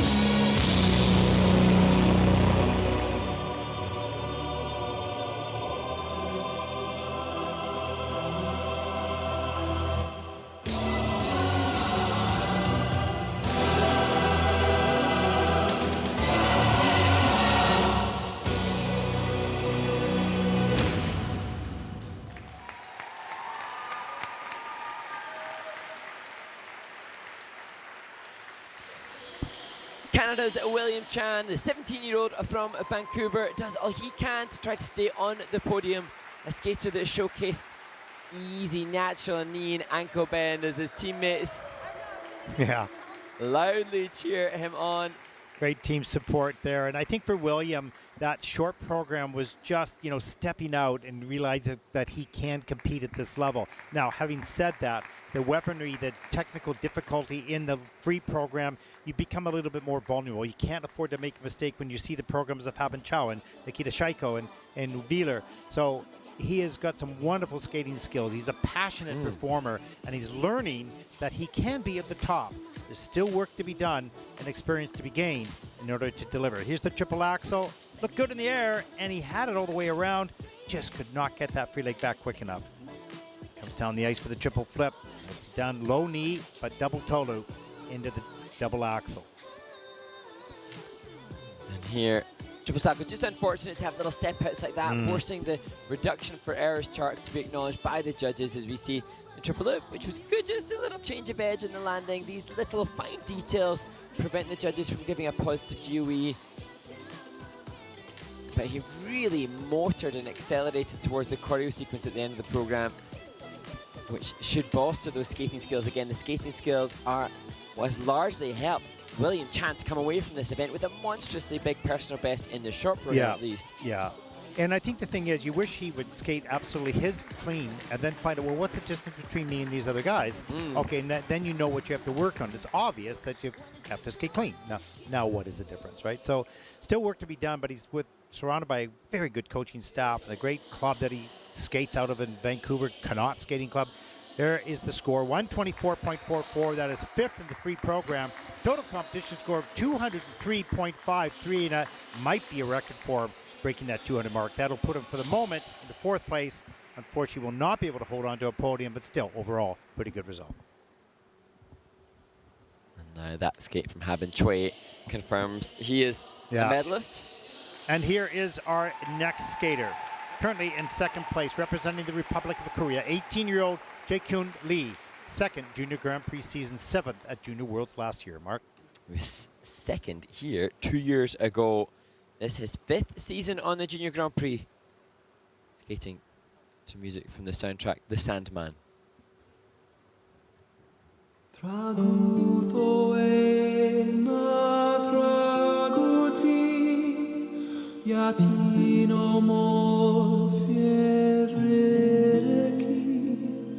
alla patise na fidi apaneu evridiki sto steus para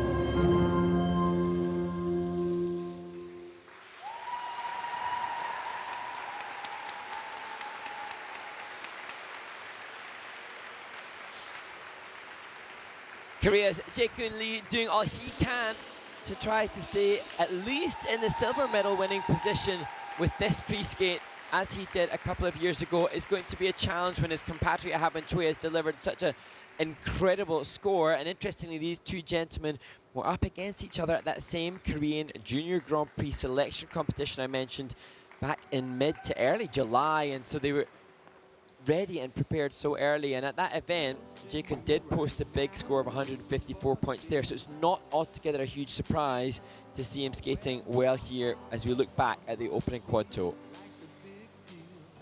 And that is in on the quarter, so just a reduction of the GOE by a -1 or so.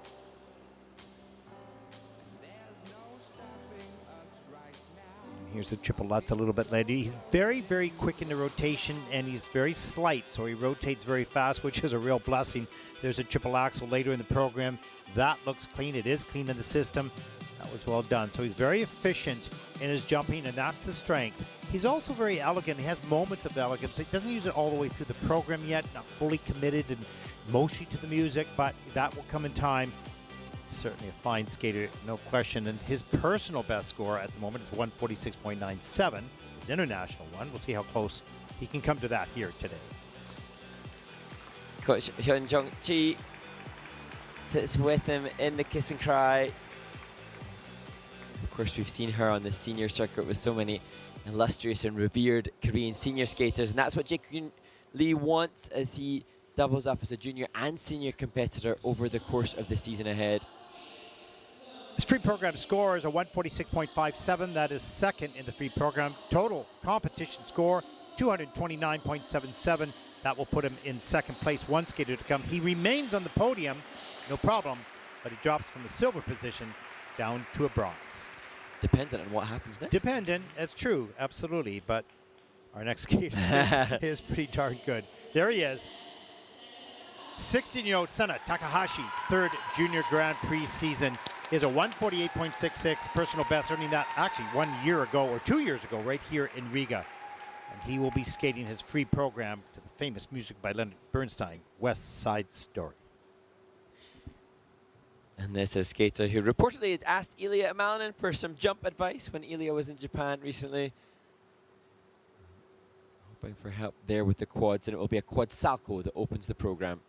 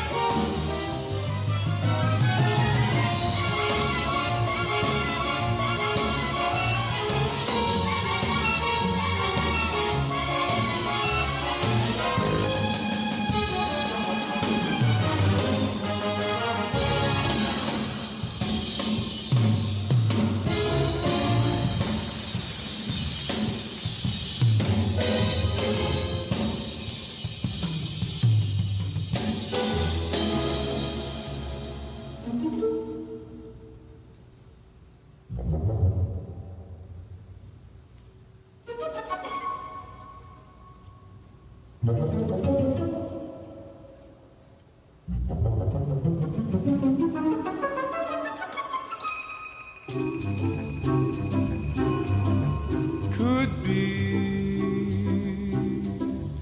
who knows? There's something due any day. I will know right away, soon as it shows. It may come cannonballing down through the sky, gleaming its eye, bright as a rose.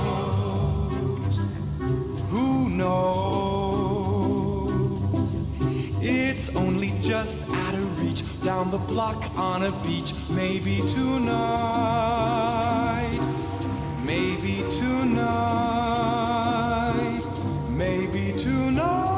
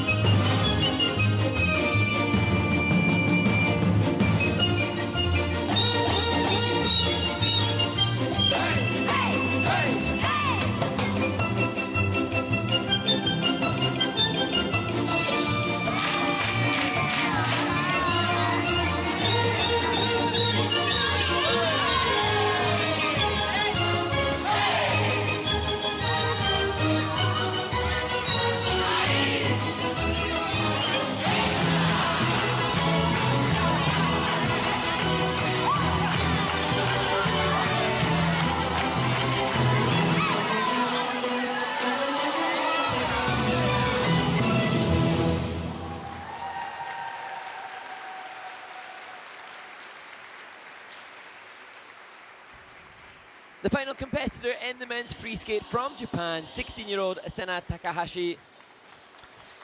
It's never easy to be in the lead and to skate last. And we see his teammates there cheering him on, and he's got lots of personality. Look at that. He's not worried about the elements that went down. He's enjoying the moment and the skate itself. Yeah, kudos to Sena Takahashi for embracing the moment and thanking the audience, because tough skate with the 2 falls, and the opening quad salcho will be reviewed for rotation as well. So from a technical element score perspective, it was not optimal, and I think the program could be, with music that's as wonderful as that, and a skater that could be as expressive as that, the potential for, a stand-up, igniting an audience performance. And I think one of the things about competitive figure skating, when you skate last and you're trying to defend, and you got this program, so when something happens, goes down, how much of the performance gets taken out of that? I don't know. You can't judge it. You can only look at it and evaluate. But he's a terrific skater and had a pressure moment. We'll see what happens with the scores. Just wonder now for Senna whether or not it'll be enough to stay on the podium as we look back at the quad sal. And that is in on the quarter, actually, on the landing and the judging system, but still good flow in the landing. Here's the triple flip. Beautiful. Soft knees, great running edge, exactly what you want. Triple axel right off the end of the edge and not all the way around. Takes kind of a hard fall. Now he's behind the music a little bit, has to, catch up. That's always exhausting. Second triple axel there. Mark gets it done. So close to the barrier there on that second axel. And here, another triple flip, but just tight landings, and that forces the judges to deduct on the grade of execution. But 5 of the 10 elements, Mark, are in the minus GOE. So he's losing some points based on the quality of the execution. We could see those little mistakes, but on that jump combination at the end, takes a fall again. That's the second fall. And on the 4 previous appearances on the Junior Grand Prix, we see that brilliant choreo spin. Yeah. Senna has always finished on the podium, and he needs a 1:37.99 to stay above Ian Wheeler, and I don't think he's done enough on this occasion to do that. So, wow. But I wouldn't say it's wrong. He had some mistakes there and some little bobbles here and there. It doesn't define him as a skater. He's a beautiful skater. He's incredible. He won the short program. But on this day, maybe just 1 or 2 few mistakes that might be too costly. We'll see. He has a 148.61. That's his personal best in international competition, but he will fall quite short of that. As we take a look at the technical panel, they've done their work. They're packing up. They're packing up. That was revealing. Let's take a look at the free program scores for Sena Takahashi. It's a 130.03. That is 5th in the free program. Total competition score of 213.78. You can see him think it was 3rd, but it is 4th.